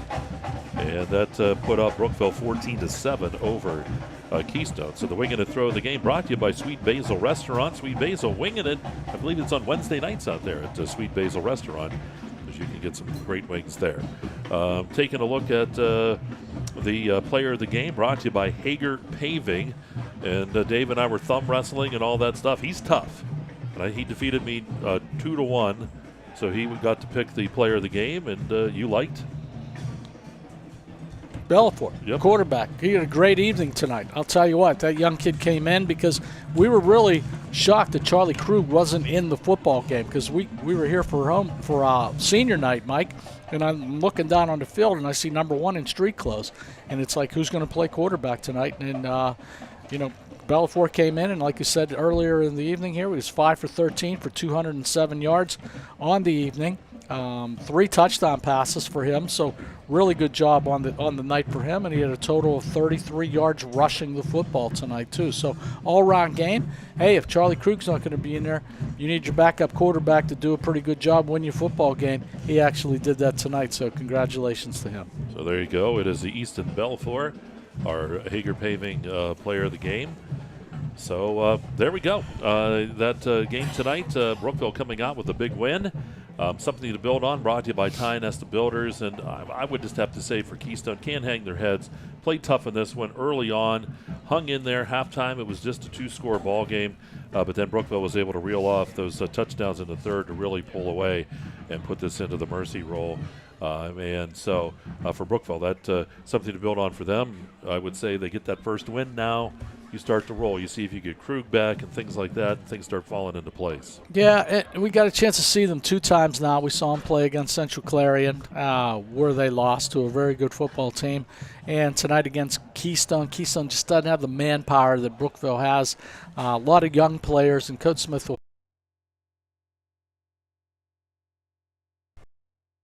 20-some years ago. I know, honest to gosh. It feels good to be back in the broadcasting booth with you, Mike. And it's almost like riding a bicycle. You don't forget it, and then you get moving. But we have a heck of a crew, people that produce and people that, are running cameras for us and everybody else. And it is so different than it was 20 years ago when you and I sat there with a little Zircom in broadcasting games. And now it's so technical with everybody here and back home and everything else. So it's just a lot of fun to be a small part of it these days.